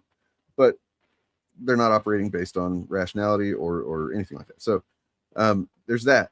And then there's the fact that they said it was going to be terrible. The fact they were wrong about who Elliot Page was playing. They apparently were right about who Lupita Nyong'o was playing, but you know, Well, half right. Well, you're right, yeah. Then the fact that it just is apparently an incredible film, which I also leave room for the fact that I might not like it. I haven't seen it. You might not. And here's the thing: I wouldn't fault anybody for not liking it, because not a divisive film in essence, but I can see somebody just not vibing with it. But the claims that they've made, oh, it's boring, or the acting's bad, oh, they didn't like the fact that they all had American accents. I mean, some of the complaints about it. On his stream last night, Ant covered Shad's reaction to it, and geez, what a moron. Shad, not Ant. Shad's complaint was that it was anti-men because it showed somebody suffering the effects of going to war even though they won, which is bizarre. I'm not going to say anything else he said because this is sort of spoilery. But one of the people on his panel, I can't remember which one it was, but he said that he didn't like the fact that everybody was doing their own American accents. And it's like, well, they're not. The way they used to do it for the longest time, which I'm glad we're breaking out of that actually, is just a vague kind of transatlantic British kind of accent that people would do. His actual wording was that it was lazy, and I'm like, it was not lazy because half the cast are not American. So they're half the cast are actually doing American accents. I've watched some clips with Tom Holland talking about his challenges, and you know, he's doing better now, but like at first he's really struggled doing American accent. And it was, what's funny, by the way, is that somebody asked him what the hardest thing for him to say in English is, I mean American accent rather, is Spider-Man.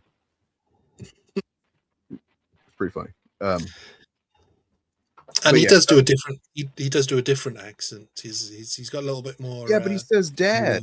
He said dad. Why would he say dad? Well, they wouldn't say father either. You know what I mean? But that's what they're wanting. That because that's, you know, look, we all were raised on you know period pieces and epics and stuff that use that kind of accent just like as a shorthand, almost as like this is the way they're conveying it to a modern audience. Hey, there's that term. Yeah, and it was basically, my feeling was that anything made set in sort of olden times, they wanted to sort of evoke Shakespeare. So that's why it was the standard British. But even then, Thor, you look like especially earlier in the Marvel universe, he fucking speaks like he's in Shakespeare because he was literally directed by Kenneth Branagh, and who's, you know, Shakespeare guy. But even then, if you think about it, Clash of the Titans, for example, Burgess Meredith is not doing a British accent in it. I haven't seen it so long, I don't even remember what his performance is like. So, well, he just does his own voice. It's that simple. Which is not the Penguin's voice, right? Or it sort of is. Okay, I only remember the Penguin's voice. I don't remember him in anything else. Really. No, I guess in Rocky. Yeah. He's sort of, it's kind of the Penguin voice. Okay. Yeah. So yeah, it's basically his voice, sort of slightly gruff, sort of slightly high pitched. But the American. Is this something did this break the realism for you, Robert? I'm sorry if you're not being hostile to what we're saying. I'm just kind of goofing off here. But like, did you have a hard time with it? Were you having a hard time believing in the Cyclops? fact of the matter is, as well, is if they genuinely wanted this to be authentic, and I did Greek theatre when I did my Oh shit, didn't know that. yeah, I studied a little bit of Greek theatre. Then there wouldn't have been any actors speaking. There would have been a chorus which narrated the poem. Basically, Greek theatre, because it was a big arena and the people at the back wouldn't be able to hear you. It was all done for the people, for the whole audience, basically. So the actors portraying the characters would have these huge masks that were recognizable to the characters they're playing. So Zeus always looked like Zeus, etc. They'd wear big stilts or big shoes, basically, so that they were taller, and they wouldn't speak. They would act out, sort of pantomime the actions, while the chorus, sort of a choir, would basically recite the poem, Huh. and that's how Greek theatre was done. And Yeah, I mean, so they don't want it that authentic. the Odyssey was a poem. When you come down to it, I mean, it's not. I don't think anything resembling a poem that we would recognize as a poem these days. But like, that's what it was at the time, and to it's just there's so many ways to just show how dishonest they are about this shit. But like, so anyway, going to the response and everything, then you see them coping and trying to and moving goalposts, and everybody sees it. Just it's ridiculous. Sorry, go ahead. I was just going to say, and they still are claiming that they have problems with Elliot Page and Lupita Nyong'o's casting, and even like that one comment we saw in those YouTube comments about the Indian guy. Himesh Patel is from Cambridgeshire, whereas Charlize Theron was from South Africa. So if you want to talk about actors portraying characters not from the countries they were, why not bring her up? She's South African. He's British. He's as British as Tom Holland. Well, so this actually is a good point to pivot to another topic that I wasn't sure if we would talk about, but I mean, we might as well. And this is what I'm wondering if we can get ahead of some Chud narrative with this. They might not go with this because it's not. They'd have to. I don't know. Feel like they'd have to kind of walk a line with this, but there's some kerfuffle has come up about the casting of new Black Panther. Have you seen any of this? I haven't. No. So, generally, I've seen just positive things because he's a good actor. Well, it's a small group of people, and they're not people to be really taken too seriously. But there are people who are apparently upset that Black Panther T'Challa, or T'Challa Jr. rather, will be played by a British black man rather than an American one, which I did not know. I didn't realize that there was any kind of like, and I'm certain it's not like all British black people think this about all American black people or whatever. I'm sure that that's not the case, but there is a group apparently of first of all, I guess they're Americans who are frustrated because well, you know what? I've got a video on it that is going to speak to it better than I can. Won't have to try to approach a perspective that is not anything like mine at all. So let me find that real quick. But what the fuck? I mean, hey man, if that's what you're into. The idea is probably that Odysseus and his men aren't meant to be Greeks or anymore. After the sacking of Troy, they lost their way and echo to insomnia. Oh, fair enough. You see, look, that's what you call having a good faith, like extending a little goodwill to a movie and to actually put a little thought and effort into, because you want to like something, right? So you kind of, and I mean, I know that there are people that frame it as like, if the movie doesn't literally do it for you, then it doesn't count. I don't necessarily agree with that in every case. I think there are some ways that it's actually fun if the overall movie is really well done, and I want to like the movie, then I will give a little bit more effort to kind of fill in some blanks or whatever to make it connect more or whatever. You know what I'm saying? I mean, yeah, personally, my interpretation when I saw it was that they're from a different part of Greece, because I don't know if you know this about like France, or I think even Germany, is that French wasn't the language of France. It was individual to each sort of place. and the French have done sort of mad government things to make sure that there is only one French language because there were so many variations. So I just thought it was somebody from a different island who spoke a local dialect, like we see in so many different countries, So of the older countries. this But is I like that interpretation. yeah, I know, right? This is literally like kind of one of the responses, right? But so you know, I'm not one to sit here and say that African Americans don't have some valid feelings behind a grievance like this. I don't understand it. I definitely don't. Not going to throw my weight behind this kind of thing unless I hear of an argument for it that I can understand a little bit better, maybe. But like, I just don't see it at this point. And then I definitely don't see the response to that, which from a certain, I guess, subgroup of British people. But this is a video by a channel called Fried Plantain. He typically covers like comedy and stuff like that. I don't know where exactly he's from, but I mean, he's a black guy. I'm not sure where he's from exactly. He's got an accent. I don't know what it is. But he tends to cover things really well. And from almost like a, you know, I normally don't like somebody that covers things like from a very almost detached perspective where they're covering all of the takes and all of the perspectives. You know what I mean? Because I'm like, choose a perspective, but he really does. So like he will cover even the part of it that he disagrees with, he'll cover it pretty fairly and it represent an argument really well, even though he will eventually come down on, you know, whatever his point is. And so, yeah, I just think he's pretty cool for the most part. I don't know anything about him other than the videos I've seen. He might have some kind of problems or something that I don't know about. I don't know, but I'm not vouching for him altogether.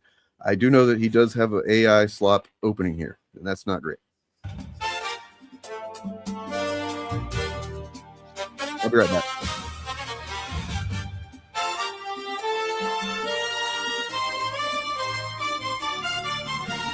This short, ugly British African David Johnson that Hollywood has been trying to force on us for the past few years is going to be the new Black Panther. I hate this. Will not be watching it. Number one, because I am so tired of British Africans taking black roles in Hollywood. I am tired of it. There are so many beautiful, smart, intelligent, talented Black American actors and actresses who get stuck in Tyler Perry land. I need more. Oh, Jack Harper Games. I remember you sent me an email one time, man. It was really fucking unhinged and like you kind of just don't make any sense. You like, I don't feel like it's possible to engage with you in reality because I think that you were just far too brain rotten and programmed by far right fucking narratives and stuff like that. I remember you. I do love the because I've heard this complaint many times. This film is set in a real place. Guess what? So is all of the MCU, with the exception of the fictional countries. True. But doesn't matter. It's based loosely. See that word loosely is doing a lot of work for you there, buddy. Yeah, loosely. Very loosely, like in a real world. Almost so loosely it's not even hanging on. Yeah, because all we know is that Troy, or what they think was Troy, was destroyed and rebuilt on several occasions, and one of those occasions might have been this particular war. So the film is set in a real place, like 90% of films, you know. But we know what, we're done with it. You want to have that argument? Go have it with us about half an hour, 45 minutes ago, where we basically just shut all this shit down. So you're welcome to go back and listen to that and have that argument with our past selves because we've already done it. I just love that argument because this is what Critical Drinker said when he was on Piers Morgan, and I'm like, geez, most films are set in. Hold on. So thank you for making the point for us. Thank you. So it doesn't have. There's nothing it can be tied to. You can literally do whatever you want with it. You can do whatever you want with it. Is it based on a real place, or is it so far back that the geography can't be based on modern sensitivities? Because I'll tell you another thing as well, that Africa is mentioned in the Odyssey, in the poem, and get a map, look at the Mediterranean, and look how close Africa is to Greece. So if it can't be based on modern sensitivities, it can't be based on your sensitivities of seeing a black person being a Helma Troy. Do you not understand how you just completely shit on your own fucking point? Thank you, though. I appreciate that. We won't be responding to any cope after this. American slave, okay? I struggle. Yeah, the struggle. Sort of like the dialogue, like the back and forth banner. Absolutely. I think it's funny, that skit. Do I think it's helpful? I don't think it's helpful. It feels like everywhere from Hollywood to the political system, everywhere are trying to make British Africans like the face of Black people in America. And my full-blooded foundation. Listen, welcome to being a superhero fan in America, okay? Because we've been dealing with this shit. Like, we had a Superman, we got a Spider-Man currently, second one in a row, okay? Let's see. I mean, there's two Batmans, two Batmen, is it? Or two Batmans? Wait. Yep. I was trying to think of who the other one was. I don't even think of Christian Bale as British because he's got whatever weird, combination accent that he's got. Depending on when he's being interviewed. Mr. Fantastic. We had the Welsh had a great strike rate going on for a while. We had Mr. Fantastic. We had Batman. It was all looking good. Yeah, two, like you said, two Spider-Men, two Batmen, a Superman. Anytime somebody just opens up with their point with like Hollywood is doing this thing. I mean, not to say that it's not possible for a Hollywood trend to become a thing and be shitty or harmful or whatever. Like that's possible. It happens. But I immediately get a little bit skeptical these days. You're gonna need to prove something to me once you start out your claim like that. And all he does is essentially kind of what a lot of the takes about this do is seem to appeal to the fact that this guy in their eyes is not as handsome as Chadwick Boseman. But I mean, who is? But I mean, he's a different looking dude. But they say some pretty gross shit about this dude. Black American self is tired of it. When you say foundational Black American, it's some type of subgroup or something that's going to just cause confusion. We're talking about a lineage, so it's not something that you can choose to join or quit. So there are a lot of Black British actors that work all in the this country. time, all the time. So I tend to wonder, what would that movie have been with an American brother who really understands that? You have not stated any facts, man. So literally all you're doing is coping. Yeah, you're spinning out and just saying you've argued against yourself here. I hope you understand that.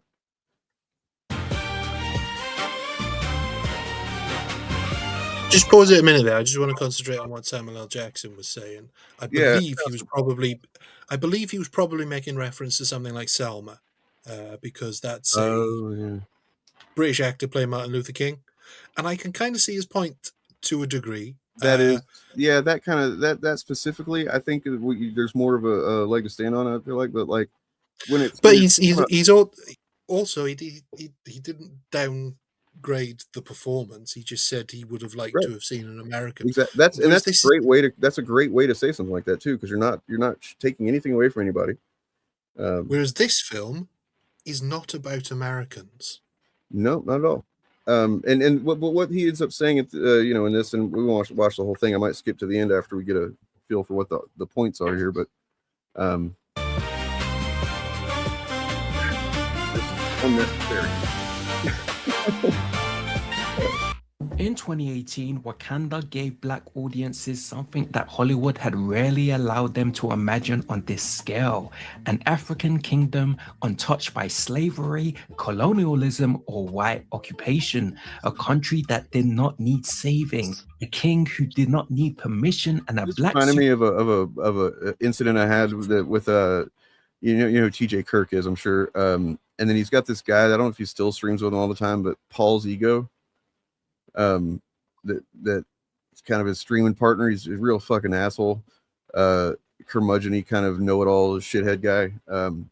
So back when this movie came out, or the first Black Panther, I was watching TJ Kirk quite a bit. He had just kind of begun moving to the left, and it was like kind of interesting to me to see him start to change his positions on things, right? And I remember I would every once in a while I would chat in their chat, and usually nobody responded. It didn't even get noticed or anything. Maybe somebody else in chat would say something, but like otherwise there's a lot of people. So I was just like, whatever. I'd say something now and then. But then this came out. We were talking about it. They were talking about it, and I said something about they were like really fucking being reductive about the fact that Black people were so excited about this movie, and like they're and I was like, dude, what? Do you not understand? Like, I can see why this is something that would be special to people, you know, like, and I said something about like, you know, it's because I had been looking into the making of it and what went behind it and stuff, and knowing that they did a lot of like the production design and stuff went a lot into various parts of Africa, and like kind of did created a new kind of composite culture basically out of, you know, actual clothing and other stuff from cultures, various cultures in Africa, to create Wakanda, right? And so I can understand why, because when you think about it, people who were brought here against their will as slaves, that don't even know what their ancestral names are, don't know where their ancestors are from in Africa, because it's actually a pretty big continent. If you didn't know that, there's lots of places in it. You can be from many places in Africa, but they, you know, by and large, don't know. That's got to suck. You know, I'm from a poor family. I always have been, but I at least know where my fucking poor family's from. You know what I mean? It's probably somewhere up around you. I don't know. No, I mean, I know my family comes from Scotland, Ireland, and England generally. But like, so yeah, I can understand why that would be something that, like, you know, I mean, I can't even understand what that's like to have no idea like that. I can, if I was interested in it, I could go look at Irish culture, Scottish culture, and go, oh, that's where I'm from. Neat. I'm just not interested in it. But I did wear a kilt to a wedding one time, so there's that. But yeah, and I said something like that in chat, and they fucking, Paul's ego just fucking flipped out on me. Like, there's not any real culture. There's not any real fucking culture. There's not African culture in there. Like, and I'm just like, he's factually incorrect. You know what I mean? They did a lot of work in the production to represent, you know, various, you know, as much of Africa as they could, basically. And yeah, it really pissed me off, and I stopped watching motherfuckers at that point because I was so fucking pissed off about that shit. And I was like, man, if I ever fucking start live streaming or doing videos or whatever, I'm never gonna crash out on somebody that hard over something I don't know anything about. I've crashed out on some people. I've fucking gone pretty hard at some folks in chat, but I like to think that I've always known what I was saying. Anyway. Well, TTBN Gaming was covering one of the cult videos, and he made the point that Black Panther was the first big box office black movie since coming to America, which was like 89. This was the first cultural touchstone that black people have had to rally around. So no shit, they were excited for it.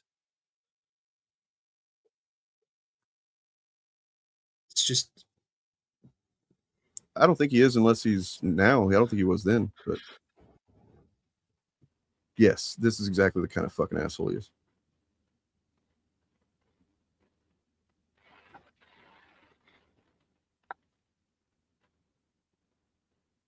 Yep.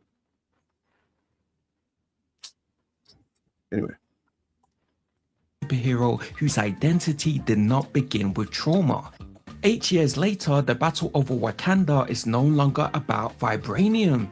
It's about who is allowed to wear the suit. Can you believe that they have a black British person playing T'Challa's son in Black Panther 3? See, this is why we... Well, I mean, first of all, you're wrong in how you're framing it, so that's probably why you're not understanding it, because his position is not that it should be an American. The content creator does not hold that position. So if that helps, there you go. Can't have nothing to ourselves, because why you gonna hire a black person that's also British to play someone in Black Panther? Black Panther is set in Wakanda. At San Diego Comic-Con, Ryan Coogler introduced British actor David Johnson as the new Black Panther. Johnson will play the adult Prince T'Challa, the son of Chadwick Boseman's character, and lead Black Panther 3. That's right. I fucking completely forgot that.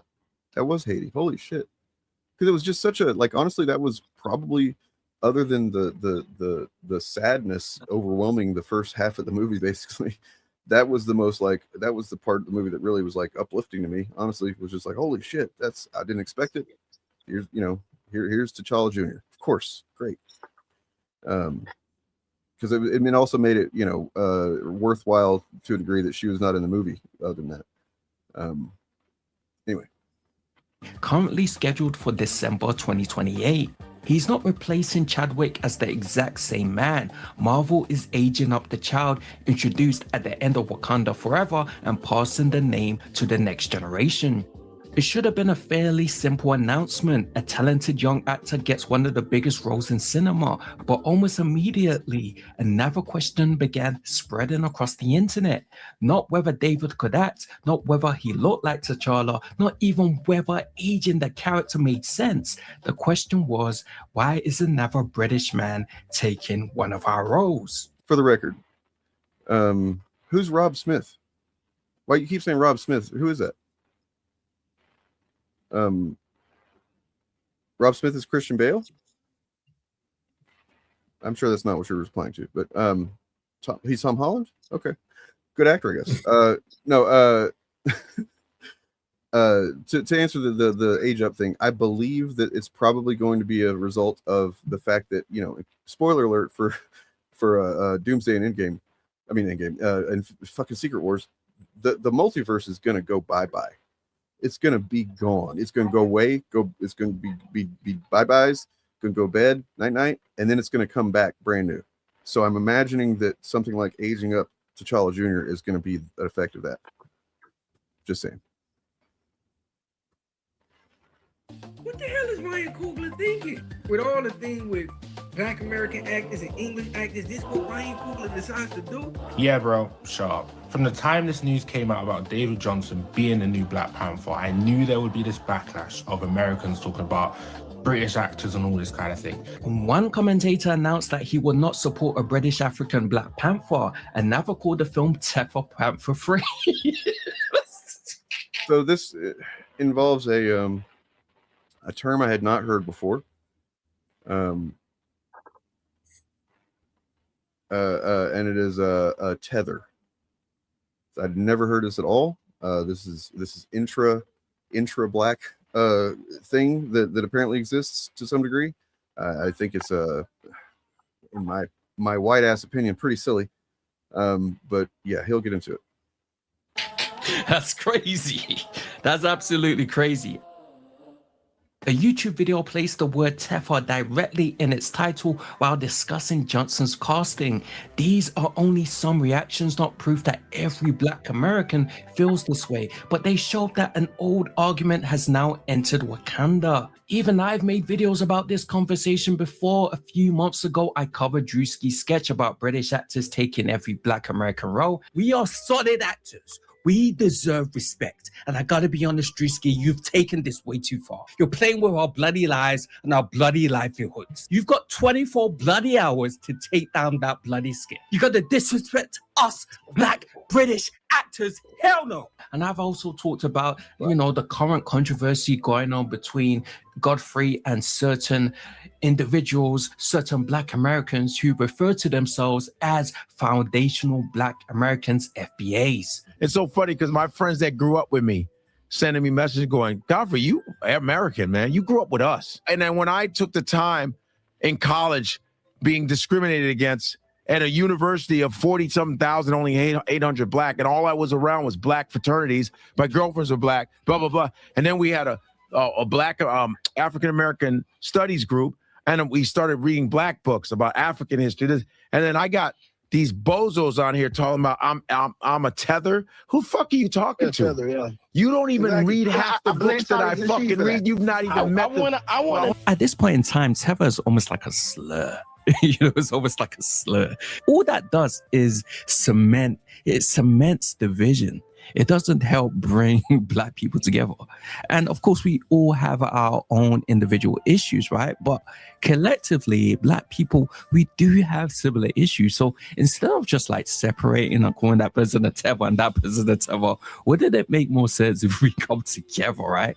And try to work together and try to build together. But in regards to Drewski played Samson Dubois, an absurd British actor from Manchester who somehow found himself portraying enslaved Americans, gangsters, and practically every form of Black American suffering Hollywood could place in front of a camera. The joke was aimed at actors such as Damson Idris Elba, Chiwetel Ejiofor, and David Oyelowo, British performers who can arrive in America, adopt their accent, and disappear so completely into the culture that audiences sometimes do not discover they are British until years later.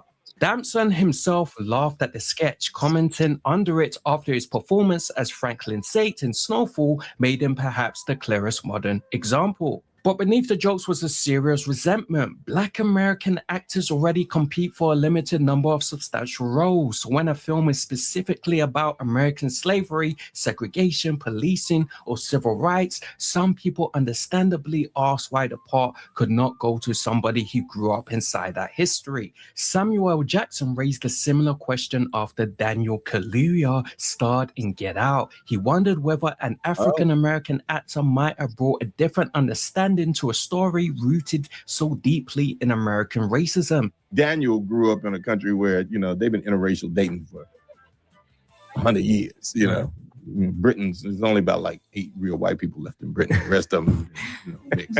So what would a brother from America have made of that role? And I'm sure the director helped, and, some things are universal, but everything ain't. That's right.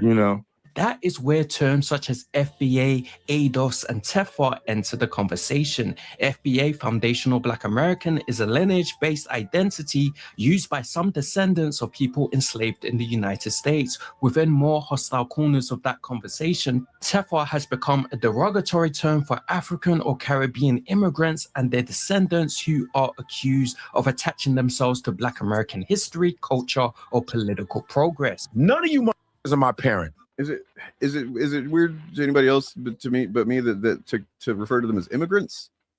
I feel like that kind of glosses over a bit. Yeah. Like, yeah, if you know your history, you'll know that the Black Caribbean people didn't emigrate there. Right, they were like, hey guys, let's go over there in the New World. That seems like a pretty cool place, right? Yeah, let's just catch a ride with these white folks. It'll be fine. That wasn't exactly how it happened. None of you. Nobody's perfect talking to me. You do a podcast and do better then. But my thing is, I'm doing this for the good of all of us to bridge a gap and all this, you're a tether, you're a this, you can eat a... I'm just not talking to you, miss. I'm just saying in the general. But you can eat a... For real. I'm a tether, I'm a this, all these terms for a bunch of traumatized Black folk. It's like, first of all, I'm a very well-read man when it comes to Black life. Very well read. I've done mounds of going to see the minister, a Savior's Day, all kinds of shit. I met tether means African Americans who it seems to me like it's saying that they almost fetishize the history of colonial racism and slavery. Like they almost like it, rather than choose to break free from the historical context that they literally it's impossible to do. That there's like the FBA group are the ones that are really the shittiest ones here, right? Like they're the ones saying that basically you should just, I don't know, pretend like it didn't happen. I think, I don't know. It's weird. I took it to mean what Bob took it to mean, that anyone Black in America whose family wasn't brought over as slaves at some point. I see. Okay. Fair enough. Yeah. Well, I might have misunderstood because it definitely gets into the weeds of perspectives I am not familiar with personally, and it's just it all like what I come down on is what what Godfrey's saying here, and then what Fried Plantain ends up saying is that just it is there's far more in common whether we're talking about. I mean, we're talking about in this context. African descendant people, but I mean generally people. I believe that we have far more in common with our traumas and struggles than that really should be what we focus on, because I think that if the power that comes from that in whatever context is what people in power are afraid of. That's why I suspect honestly that there's maybe some element of this that is kind of artificially planted into the discourse. I don't know that, but I can't help but wonder it. You know what I mean? I mean, I have no idea about this, and I'd be fascinated to find out. But this sounds like a right-wing talking point. This sounds like something that the right wing would seed to divide black people against black people. I mean, and there are right wing black people. There are people that the black supremacists and shit like that is technically a right wing thing, as much as they may not think of themselves as that. It is so, and who knows, how organic any of that is. I'm sure some of it is, but it's almost certain at this point, in my mind, we've seen enough of it, especially in modern times with the internet and social media and stuff, that there is probably in almost every example of this, whether it started off organically or not, that there's been some element of white supremacist power that has inserted itself and maybe boosted something or guided it or whatever. And I'm talking about from just the context of stuff that I've talked about. Steve Bannon, as I recently kind of came to understand a lot more, that he also wasn't in there at the beginning of Comicsgate. I used to think Comicsgate, for how flawed and stupid and shitty it's always been, I thought that it was kind of organic. At least I thought that it was actually comics creators and fans who were very racist and very hateful and had wrong ideas about what was going on. But I thought they were just like some fans and some creators and stuff. But like, nope, I don't think it is anymore. I come to understand that I think Steve Bannon was just as involved with that as he was with Gamergate. So, yeah, I can't help but think that there's something like that in almost every situation like this. Anything that's dividing people, that's got us focusing on these, divisions that at the end of the day don't matter. How does it affect you that, I don't know. I'm not going to speak to this specific one, but yeah. Oakley Carmichael. I met Francis Cress Welsing. I met all these people. Did you? I can question a lot of people on that. There is a legitimate foundation beneath some of this anger. Black American history should not be treated as a generic costume. Portraying Martin Luther King is not simply a matter of learning a Southern accent. Portraying an enslaved American, a civil rights leader, or a person raised in a specific Black American community may require cultural... So the one that I immediately just was getting all kinds of flags about the way he was talking about stuff, right? Like it seems like either extremely irresponsible or almost intentionally irresponsible, right? Well, the kind of rhetoric he's using, and then you think about the day and age that we live in right now, and the things that people, actual issues, that the challenges people face to their survival and well-being and stuff, and this is going to be something that he's going to fucking go so hard against. It just seems weird. Knowledge that cannot always be collected from a dialect coach. But David Johnson has not been cast as Martin Luther King. He's not been cast as Malcolm X or any of these prominent Black civil rights leaders. He has been cast as the son of an African king from a fictional African nation. And guys, I hear you. I hear what you're saying. You're sick of all these Black British actors taking all of these roles. I hear you. As a Black British person, sometimes I've wondered, why the hell am I seeing all these Black British guys taking up with these roles? Why the hell is Damson Idris playing a bloody African American guy? But guys, why does it say Daniel Kaluuya whenever you said Damson Idris? Fuck. Racist subtitles. I know. Are the subtitles? Do they all think black people are all the same, or does this black guy think all black? I don't know. It's maybe. You know what I've noticed is there's a trend in TikTok and stuff that I like. I actually think is pretty great. A lot of creators now in TikTok stuff that I see, or I guess YouTube Shorts, when they curse on the text on screen, they'll replace the curse word with, like, if they say motherfucking, they'll say Vance couch humping or something like that instead of motherfucking. And so maybe it's something like that. I don't know. But as a black gay as a black gay conservative who disparages black people, funnily enough, he gets harassed several times by conservatives. I thought when I started reading this, I thought you were doing the that one tweet from that guy that one time. You know what I'm talking about? That he was like a white Republican guy who he had accidentally tweeted from his fake account where he'd been posting and he's like, as a black gay man or whatever. It's like, but he was tweeting it from his real account, and it's like, oh. That's what I thought you were doing. Yeah, I mean, I know what a hotep is. I'm aware. It's just, it isn't. It's so far from my understanding of it's hard for me to imagine that being a very common view. Maybe I'm wrong in that, but I don't know. I just don't even put any thought into it. I think it's worth. The reason I thought it was worth talking about now is because it's possible. I don't know what angle they would take with it, but I could see the Chuds using this somehow. So put a pin in this video. I guess could happen. Yeah, I think they'll have difficulty because definitely.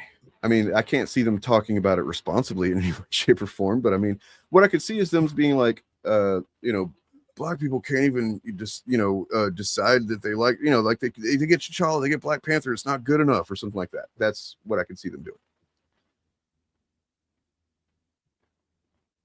They're qualified actors, they can do the job, and regardless of what you think about them, the fact that they're getting hired has nothing to do with them. It has everything. It definitely seems like manufactured drama to agree that shouldn't, I mean, ignored in the sense that you shouldn't take it seriously beyond what I think is I think it's worth learning about. I like learning about perspectives that are not my own. These are things I couldn't possibly conceive of being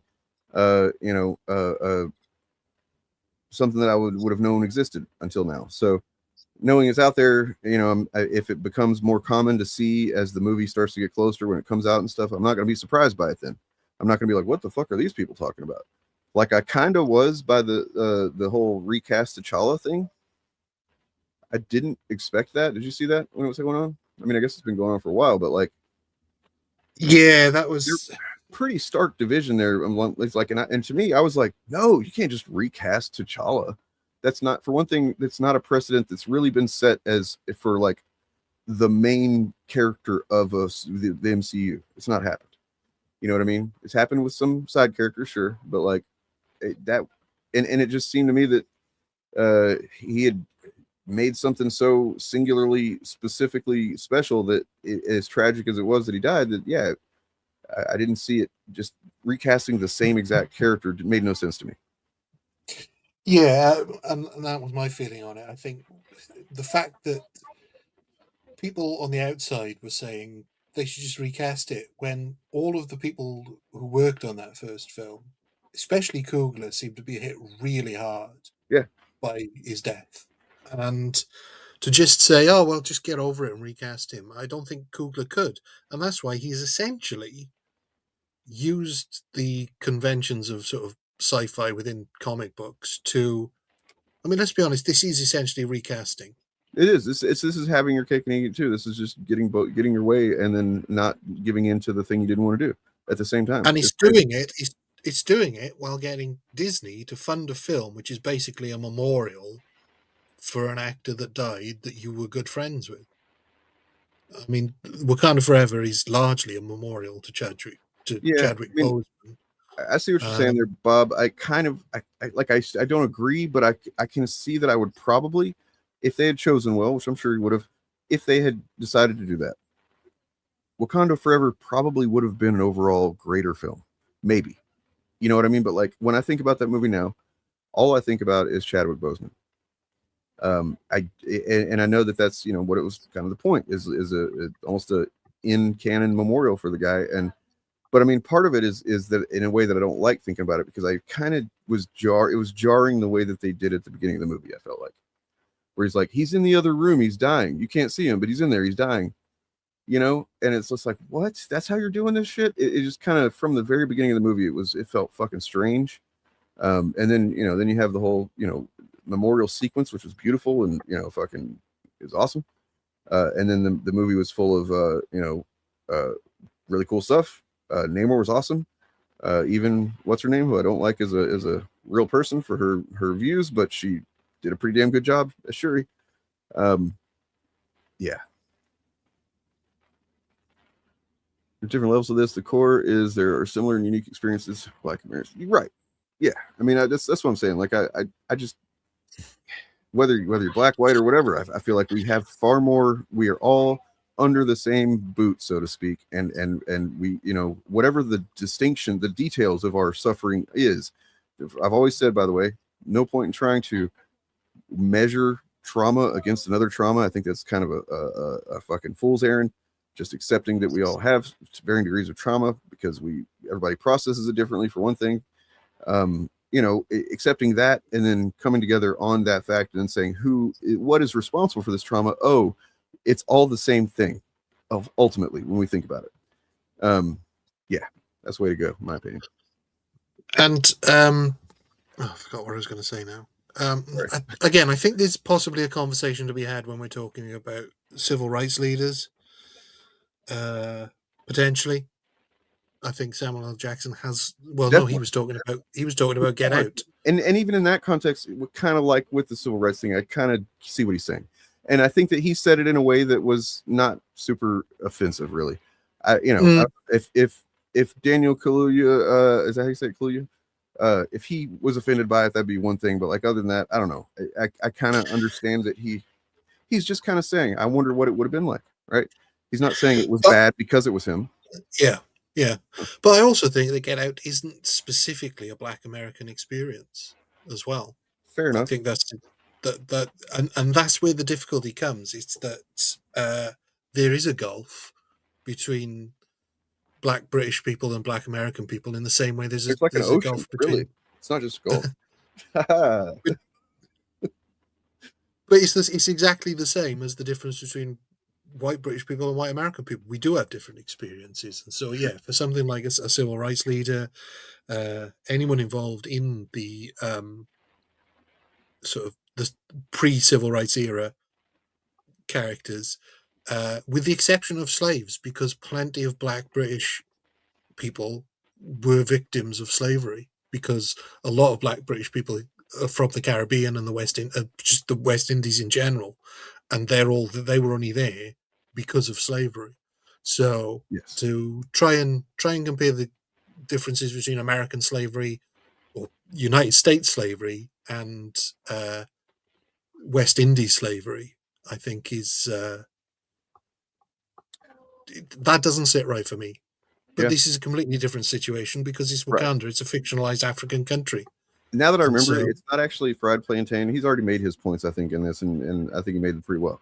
There is a clip from another guy that he shows toward the end of the video that I think makes a really good point in that, and it's a American Black dude, and he's doing a kind of car vertical video kind of thing, and he's talking about it, and he's like, the way that he looks at it is, perhaps we should just recognize that Britain, the UK, has some fantastic actors coming out of it, whereas we accept that America has some fantastic basketball players coming out of it because we have the system that's set up to nurture them into and that we produce many amazing Black basketball players, and they do that same thing just with acting, and it's like maybe that's how we should look at it, and it's really just the cultures and systems of each nation that kind of produce that. And that's that kind of makes sense to me. You know what I mean? So I don't see any reason to just shut out a British guy because he's playing T'Challa. But to the civil rights leaders and historical figures and slavery and stuff like that. You should probably at least go out of your way to audition as many American guys as you can, or women, you know what I mean? Because and if it turns out that none of them do a great job, and just the one British guy happens to fucking nail it in his audition, okay, sure. I don't think there should be a hard rule necessarily, but I don't know. I think that applies to essentially almost anything when it comes to identity of the character versus the person playing. Sorry. Well, I think Sketchy makes the great point there about not just Black immigrants, not just about American immigrants or descendants of slavery. We didn't have the same sort of racism that you had post-slavery, but there was still a lot of racism, and there still is a lot of racism around. So certainly.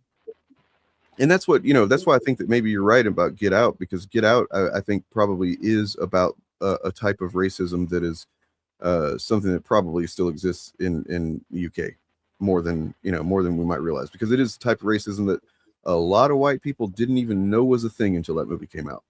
You know what I mean? And speaking of which, this is the second time today, or within 24 hours, that Get Out has come up in context of a Marvel movie, because, well, I don't want to say anything about Spider-Man, but there is I'll talk about it eventually. But I'll just say that the Get Out is something to keep in mind going forward in the MCU. And I'll say that. But I mean, yeah, comparing types of it's the same thing as what I said about comparing trauma. It's literally the same thing. I mean, not literally the same thing. Obviously, there are specific things about different types of traumas that as an individual, a person has to address and deal with, in that context. But like comparing or pressing them against each other, beating each other over the head with the details of our traumas as if mine's, this or whatever. I think that just coming from a place of respecting those traumas in others, because everybody to a degree or another understands that suffering is bad, and that suffering, especially when it's completely unjustified and unwarranted and unfair and should not exist, is just generally not good, and we should strive to be against that. Hot take.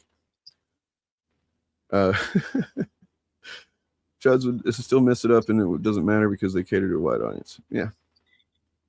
Well, I mean, what I'm saying is that I could still see them using this in service of their white audience by framing it as like black people can't even get along with like who they want to play their hero or some shit like that. I don't know. I've seen them say some crazy shit.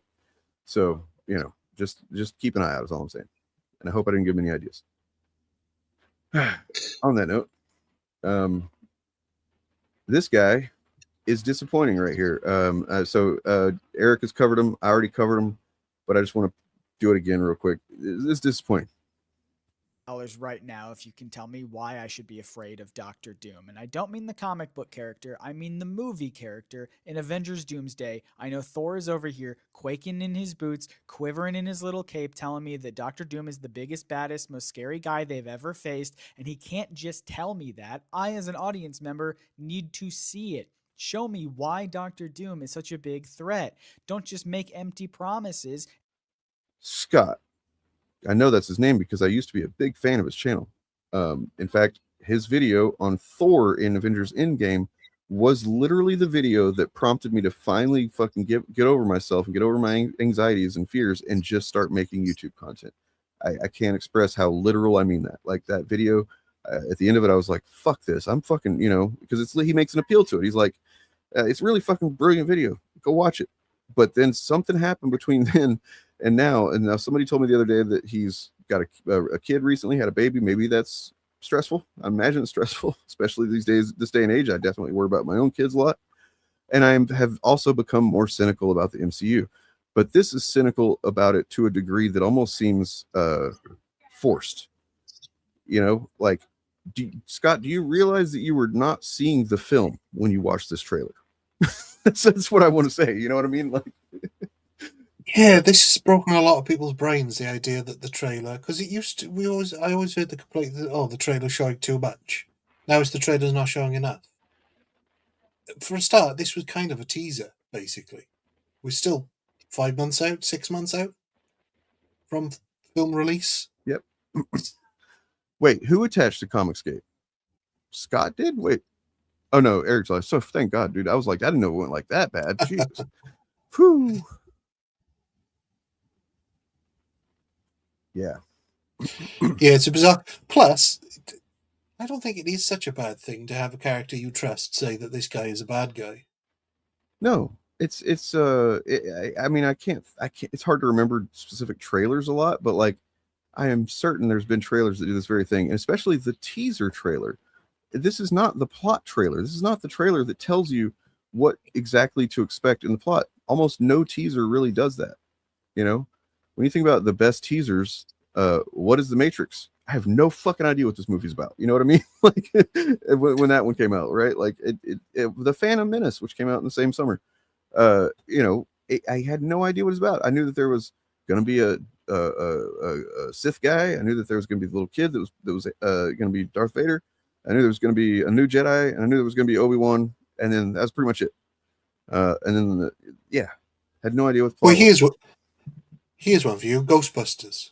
How do we know that Gozer the Gozerian is wicked in that? Is evil? Because the characters tell us that he is. Yeah. We don't see Gozer doing anything evil realistically until the last 20 minutes of the film. So yeah, I do want to address this because it is a conversation that's still happening and it is relevant. I mean, yeah, the colorism thing is once again, it's one of those things that I didn't know about until several years ago. Like I didn't realize that there was this kind of animosity that would be thrown around amongst Black people and also amongst various different people of color. Like learning which I don't know, that like Cubans don't like I don't know, Mexicans or whatever the fuck. I don't know the inner workings of all that, but I know that some of them aren't fans of others, and same thing with some Asian nationalities and stuff. It's I don't know, but it is specifically colorism being like, I've seen Eric July doing that. Eric July doing colorism about Storm. I actually have that shit somewhere. I have it screenshotted where he's like, it's fucking bizarre, and because of like seeing him do that and then knowing the kind of content that he was making at that time, at the same time, it's not like this is a different era of Eric July. He's also making content about how, people are complaining about representation or whatever. It's like, what do you think that you're doing here? You know what I mean? Like, even if I agree with you or say that, like, yeah, that's a valid point. Maybe Storm should be blacker. Okay. But like, what is it that you think you're the best vessel for this message, buddy? Yeah. And I mean, I think in comic books, it's a particularly weird criticism to level because of the vagaries of the printing industry meant that a character, well, I mean, there's a couple of examples that are pretty shit. My stuff just glitched out. Sorry. I might have to leave and come right back. Let me see if it comes back up real quick. But can you hear me? Yeah, still hear you. Cool. Well, so like, there's Roberto da Costa, Sunspot is an example that I've seen a lot of examples where he's just seems to be like either the artists just don't know or don't have any interest in coloring him in a way that would represent his actual heritage, where he's from. But I don't know. I often see a lot of accusations of intent about stuff like that, and maybe that's just the whiteness of me that makes me go, I don't know about that. But I don't, until I know that there is an intent behind something like that. I don't assume there is. But yeah, let's see. Okay, some of my screen is coming back, not all of it. Some of it. Let's see. Oh, Jake, how white people have it about skin color too, because throughout history, various different white people now were not considered white. True. Yeah, it's a human thing. I mean, the obvious example is Italians and Irish people weren't considered white when they first got to America. It really does boil down to like, it just boils down to the fact that we are biologically programmed to notice differences than what we're used to, right? And some people will exploit those differences for their own gain or because of their own inadequacies. Yep.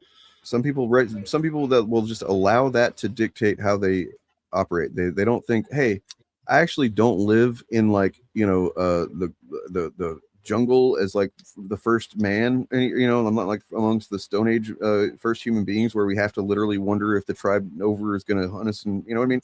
Like, that's not what we don't live like that anymore.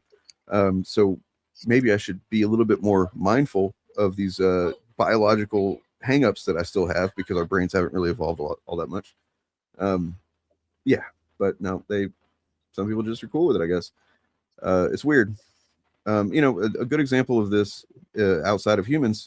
So I'm sure everybody's heard of a racist dog before, right? A dog that only barks at. Huh? I was just. Are you aware there was a film about this very thing? No, I don't think so. This is going to annoy me now because there's a content creator that I watched. I'll try and find it. I don't know if you want to carry on while I do, but it's an excellent video. Well, there's a racist dog. I knew plenty of them growing up, and where I'm from in the South and stuff.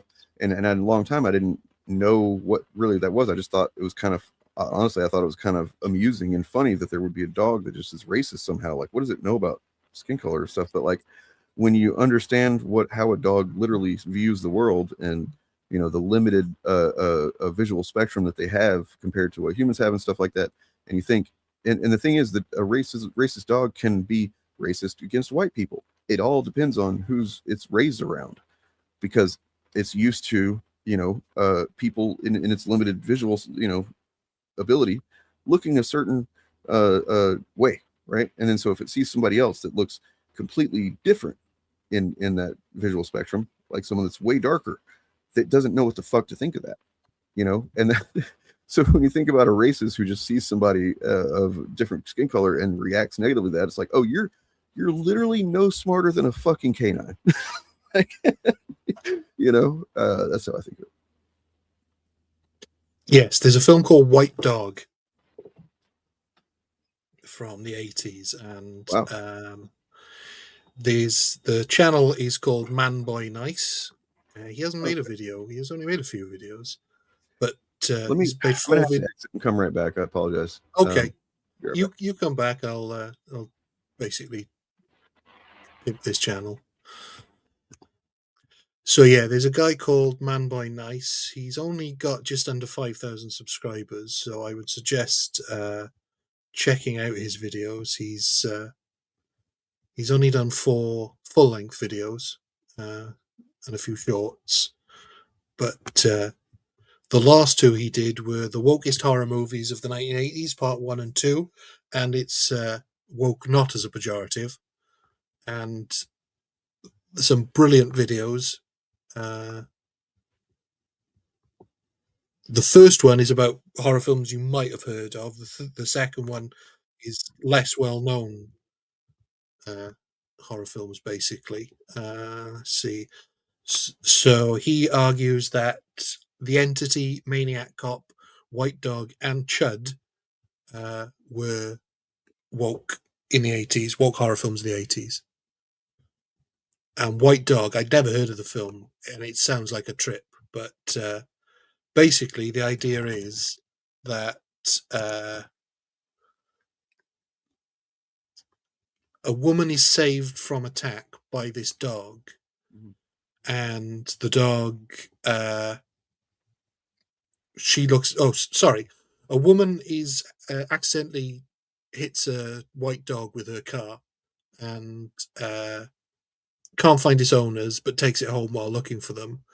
Then she's attacked in her own home, and the dog protects her.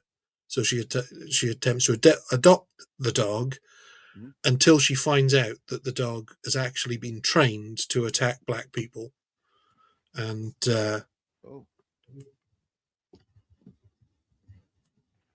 Paul Winfield is he's the guy from Wrath of Khan who gets the worm in his ear that isn't Chekhov. Oh. He's a dog trainer, and he recognizes that this is a dog that's been trained to basically attack black people by a racist, and tries to deprogram it. It sounds like a very well-made film, and yeah, like I said, Man Boy Nice is the creator. I would suggest you check out his videos because I really enjoyed them. And, will do.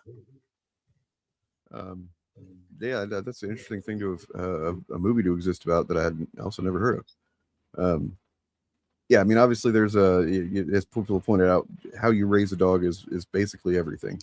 But I mean, it does start on a just a very basic tribalism kind of level with and just seeing something that you're not used to seeing, and then what is done with that is the same thing as like the owners of the dog can either be normal people who are like, hey, that's okay, calm down, relax, or they can be like the grifters on the internet who encourage their dogs to bark at black people, right?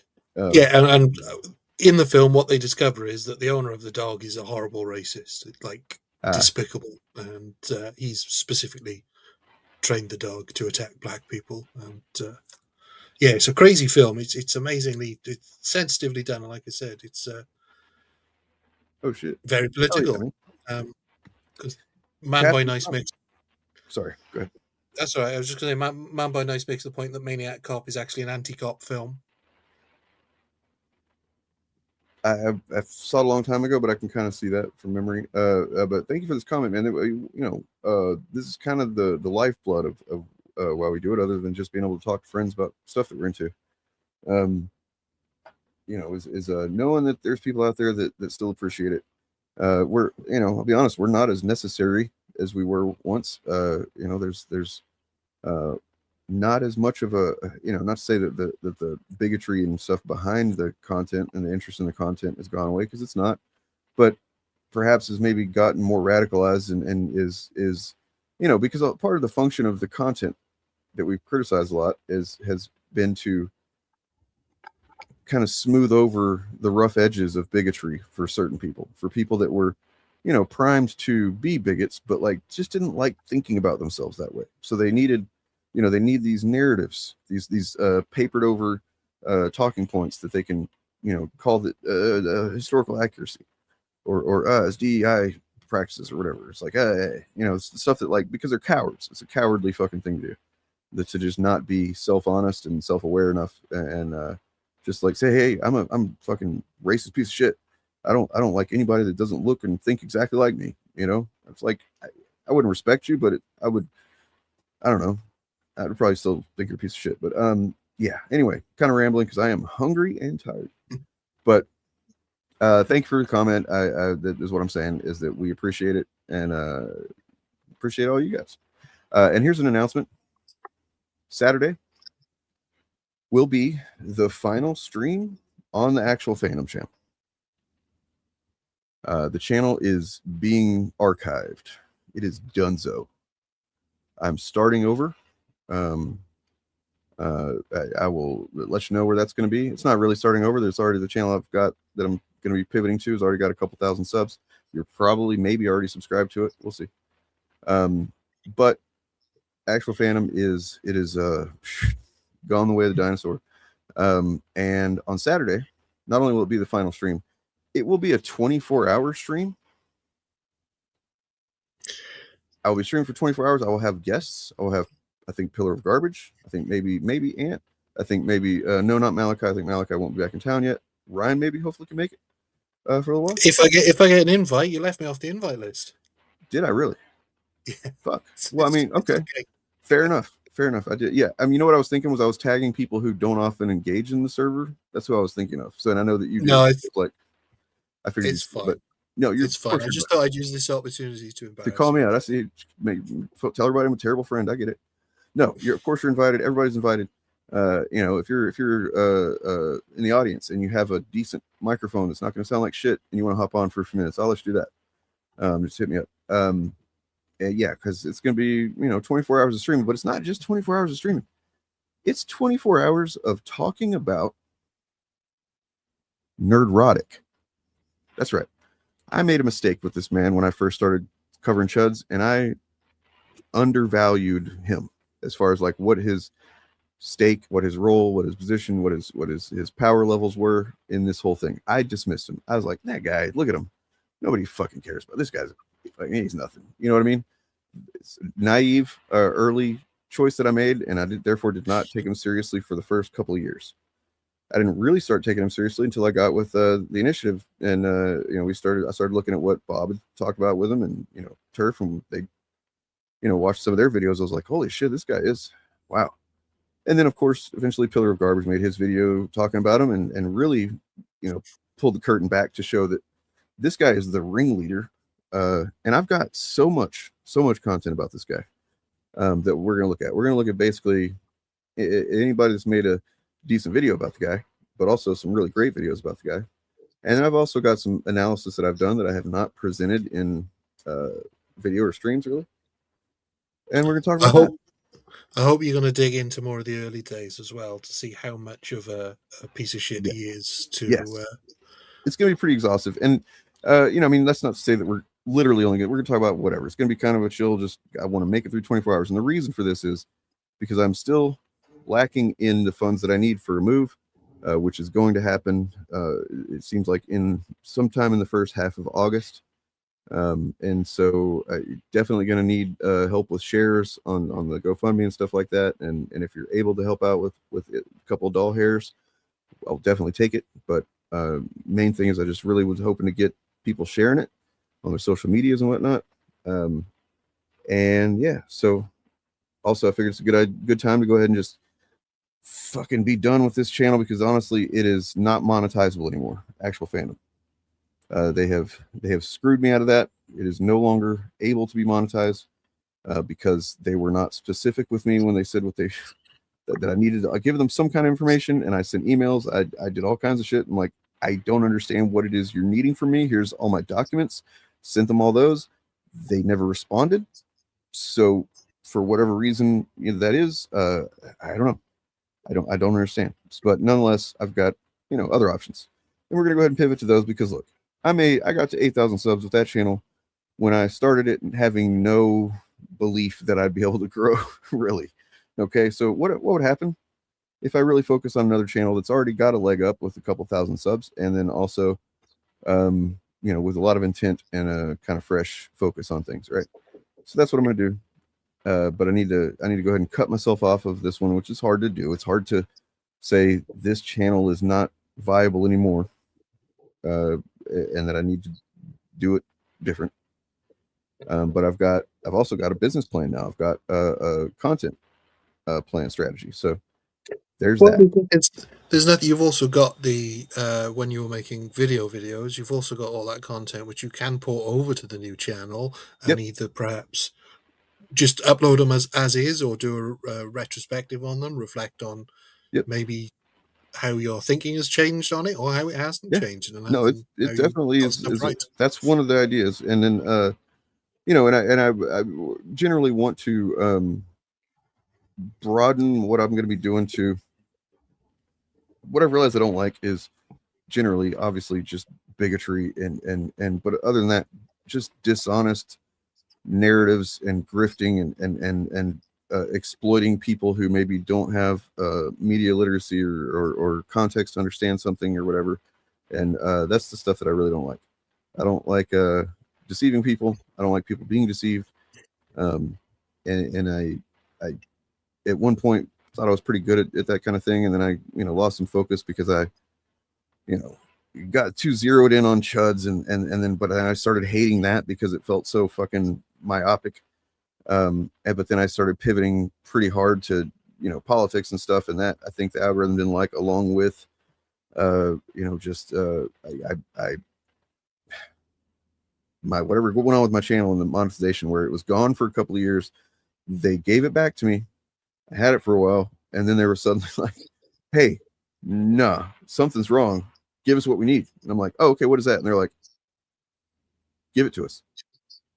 And I'm like, okay, what is it you need? Give us the thing. I'm like, what is the thing? And they're like, fuck you, give it to us. That's basically how it went. Yeah, YouTube screwed me over, but I mean, to be honest, it's my own fault. I will always take accountability for that. When I started the channel, I had no notion that it would ever make money or anything like that. It was just, I really didn't think that would happen. I just felt compelled to do it. And so I was very, very careful to not have my identity attached to anything, because what I planned to do, I had an inkling that I would piss some people off and they might try to, retaliate. I was right, but yeah. Oh, if you guys will fuck with some merch, I'll have some merch ready for Saturday, man. I got some designs and shit already. In fact, I'll have some. Oh yeah, I'll do that. I'll have some designs for some stuff. I can set up a drop ship thing. I've already done the research on which ones the best ones of those are. Yeah, but anyway, so the point being is that the name that I used in the initial setting up of actual fandom, which I mean, like the name, the person that behind the channel was not my actual name. And that became just a source of problems. Once you then way sooner than I would have ever, because I didn't expect it at all. But then within like 5 months, I was monetized. No, 3 months monetized. And then shortly after that, I was getting, doing channel memberships. And then suddenly this is a taxable thing that like I have to report to the IRS and all this shit. And it's like, it becomes a whole thing there. And then they started implementing certain, and I think that's what happened this time, is they implemented a new layer of identity verification that for whatever reason I was not able to satisfy them with, even though I literally gave them my driver's license. I think I fucking sent a copy of my birth certificate or social security card. I was like, here's everything. What do you need? Take it. And that wasn't good enough. So and they kept telling me, if you don't do this by this date, it'll no longer be possible to monetize this channel. And then that date has hit. So fuck it. I tend to see it as an opportunity. Anyway, so Saturday, that's going to happen. I'll probably start morning. I don't know. Sometime. Just probably be I'll probably stream Friday night a little bit, and I'll definitely let y'all know then what exactly is going to be going on as far as I know it then. Probably look at some old videos, definitely gonna look at some other videos by, let me see what I got. I've got folders, or a folder primarily with nerdrotic stuff in it, because I've been meaning to make a compilation kind of video of a bunch of people's different takes on him in one video. And I just never have done it because it's kind of a massive undertaking what I wanted to do. Bob Chaos and I had started a script on a nerdrotic video that was going to be like how we did our drinker video with Turf before. And then for whatever reason, we just didn't focus on it enough to keep it going. I might record that before then. We'll see. I need to talk to Bob and see what he thinks. But I've got a folder. I'm just going to check it real quick here. It's got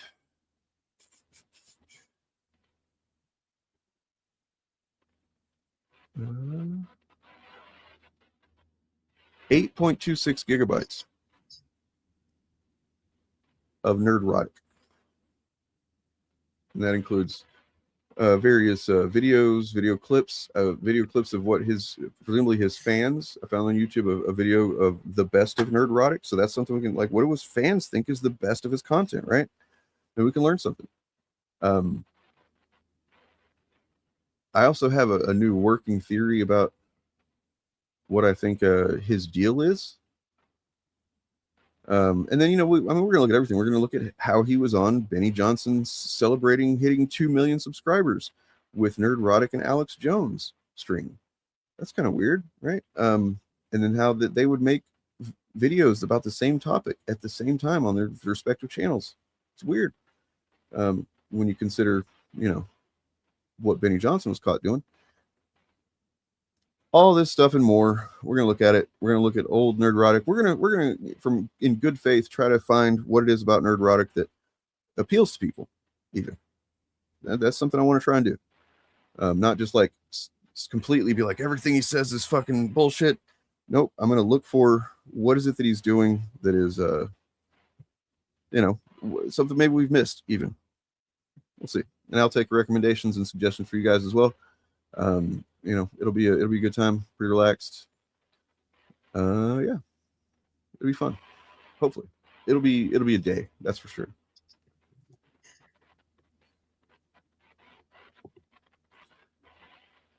Oh, well, done good. Hopefully you do.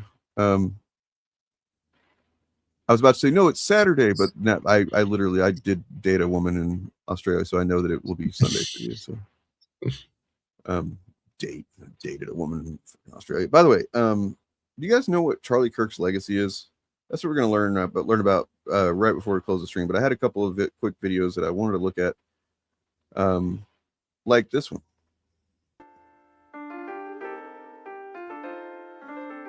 As you well know, there are a lot of actors that are afraid to kind of like speak their mind and kind of like. I don't give a shit. I told you, I'm missing that gene, dude. I need that because everybody's scared around me for what I'm going to say. Everybody's scared. My publicist right now is like, I say she's like biting her nails. Her nails she bites her nails down to the cuticles. They're just tiny little cuticles left. And she's like, what is this idiot going to do? I just have to. She actually showed me her beautiful nails right now. It's like people I think are a little bit afraid of me because they're like, he's a loose cannon, and I'm not. I'm just saying the shit that everybody should say if they give a shit about humanity. you know? And why am I the exception to the rule? Bitch, everybody else speak up. You are all feeling the same thing, you idiots. Like get loud and stop like kowtowing to the wrong people. Stop bowing down to people that like have power. You got power too, man, and power in numbers, dude. I love Dex. I had the best time on his show. And he goes, maybe you should let go of that stuff. And I'm like, let go. I was like, everybody else should have it. Everybody else should feel like I feel. The world is on fire. The world, yeah, like, oh, mad about the way things are and the abuses that are happening. The Epstein files. The fucking Epstein files! God damn it! Where are they? It's a fucking law, bitch! Show it! You fucking pedophiles! I shouldn't say fuck because I'm a Christian and people are gonna go like, how can he say fuck and he's a Christian? Because that is something that should make you want to say fuck. You know, sorry, God, I'm sweating now. This is my fucking politics, dude. I would fucking railroad these fuckers. I would get those Epstein files out in 2 seconds.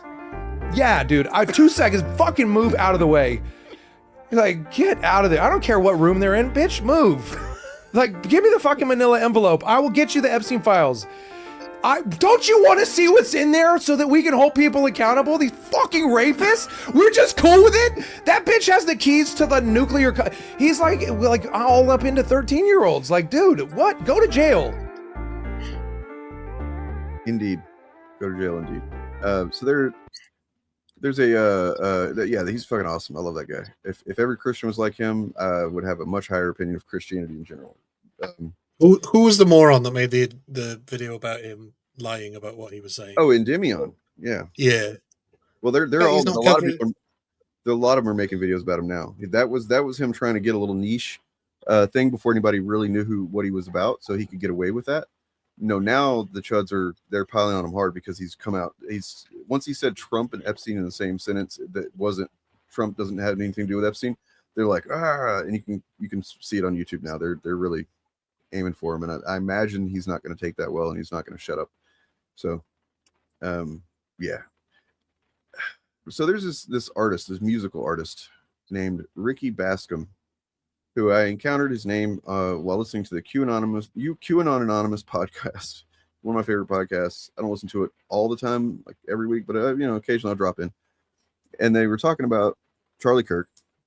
It was the regular hosts, and then the folks that run Left Coast Right Watch, which is a anti-fascist kind of they just keep an eye on what fascists be doing and things they be saying, and they cover it in a journalistic manner. And they're saying, that and I think it's pretty obvious to anybody that was paying attention, the government, our fucking government, and then the right wing, in general, the machine went too hard. They went too hard on that Charlie Kirk stuff, and it backfired.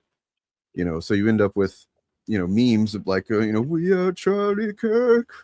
We care, like it's. For instance, if you haven't seen this clip of Hassan where he referenced this, I think it's a good example of how that turned out for them. Let me find that. But like, they were trying to, paint over what his legacy actually was, what he was really about, what he really did, what he really believed. And they didn't want anybody to actually talk about the things that Charlie Kirk was about, right? And that's something like, as far as we know, 300 something people got fired from their jobs for just saying something other than praiseworthy about his death or about him, and as the man that he was. So that's fucking weird and fucked up if that happened. But like, let's see.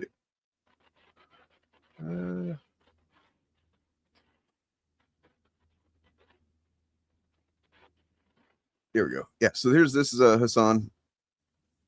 Kill Charlie Kirk. No, I was about to debate Charlie Kirk. Why the fuck would I want anybody to kill him? Listen, I know this is a difficult concept for you to understand, but I was actually supposed to debate Charlie Kirk 2 weeks prior to his assassination. Obviously, I have a very different method of going about things than the way that you're trying to present it, because if that was my mentality, I would never try to debate him. Charlie respected that. And it's really sad to see the rest of the remnants of the conservative movement refusing to carry the flame in the way that Charlie Kirk wanted it to be carried. I, on the other hand, do carry that flame because we are Charlie Kirk. Discussing things like America deserves we carry the flame. I say we fight for the gospel. We honor his name by working with the. Do you know those words? Do you internalize those words? You should. Yeah, that was fucking sick, man. That was really gross. I mean, I also saw Trump fucking going off script at Lindsey Graham's funeral. It's like, man, that's so disgusting. But it's also exactly what he deserves. He tied himself to that man. So what you do is that man speaking at your funeral and saying, you know, the thing that everybody always say at funerals, which is, you know, everybody liked him or whatever. But for the record, I want to go ahead and say this. In the event that I pass away someday, I don't know if I will, maybe I won't. I don't want anybody to gloss over the fact that people didn't like me. I want a good amount of time given to the people that hated me when speaking about me, because I'm very proud of the people that hate me by and large. Nonetheless, Trump is reading off the script and he's like, you know, oh, people loved him, Democrat and Republican. Then he looks up and you can tell he gets this little twinkle in his eye, like, I'm going to go off script. Fuck it. And he's like, well, not everybody liked him. It's like, holy shit, dude. Anyway, did you see his little joke-a-thon at the White House Correspondents' Dinner? I caught a couple of minutes of it. I caught, you know, at least him desperately putting the hat on, trying to rile people up. It's so pathetic. He's lost his juice. It's gone. He's depleted his juice. It's not even that. Clearly, somebody in his circle had written some jokes for him, and they weren't great jokes, but they were the kind of bullshit jokes that. But he couldn't tell them because between the lead line and the punchline, he would wander off and meander down these, you know, doing his classic weave thing. You can't do that with a joke. Well, yeah, if you go look at like some of the people that talk about, I think Taron Killam maybe is one of them. He's talked about his time on SNL and how, I think Pete Davidson for sure has talked about how the guy clearly, like, and because he's just literally a narcissist, like the most textbook example of one. And narcissists cannot be, they can't be self-critical, therefore they can't be self-irreverent, right? So they can't, and basically they're constantly looking for some way to tear people down, and so that they mistake that for humor. That's why he says the shit he says up there. He's just insulting people the same way he always does, and he thinks that's jokes because he literally doesn't understand humor. He does, you know. But he thinks it's the writer's fault that he's wandered off down this tangent and just doesn't even understand now, if he ever did, just the formula of a joke. The Daily Show covered this brilliantly on Monday night's episode about just how bizarre and bad it is. And the other thing they point out is that when you're surrounded by sycophants who laugh at everything you say, then you think everything you say is funny. Yep. I mean, Jay Kung, yeah, I've seen that statue. I don't think it's bad at all. I think it's pretty great, actually. It's pretty cool. I think it's you know, I mean, look, many people were unfortunately forced to witness that whole event. I literally have a line about it in my song that I've got.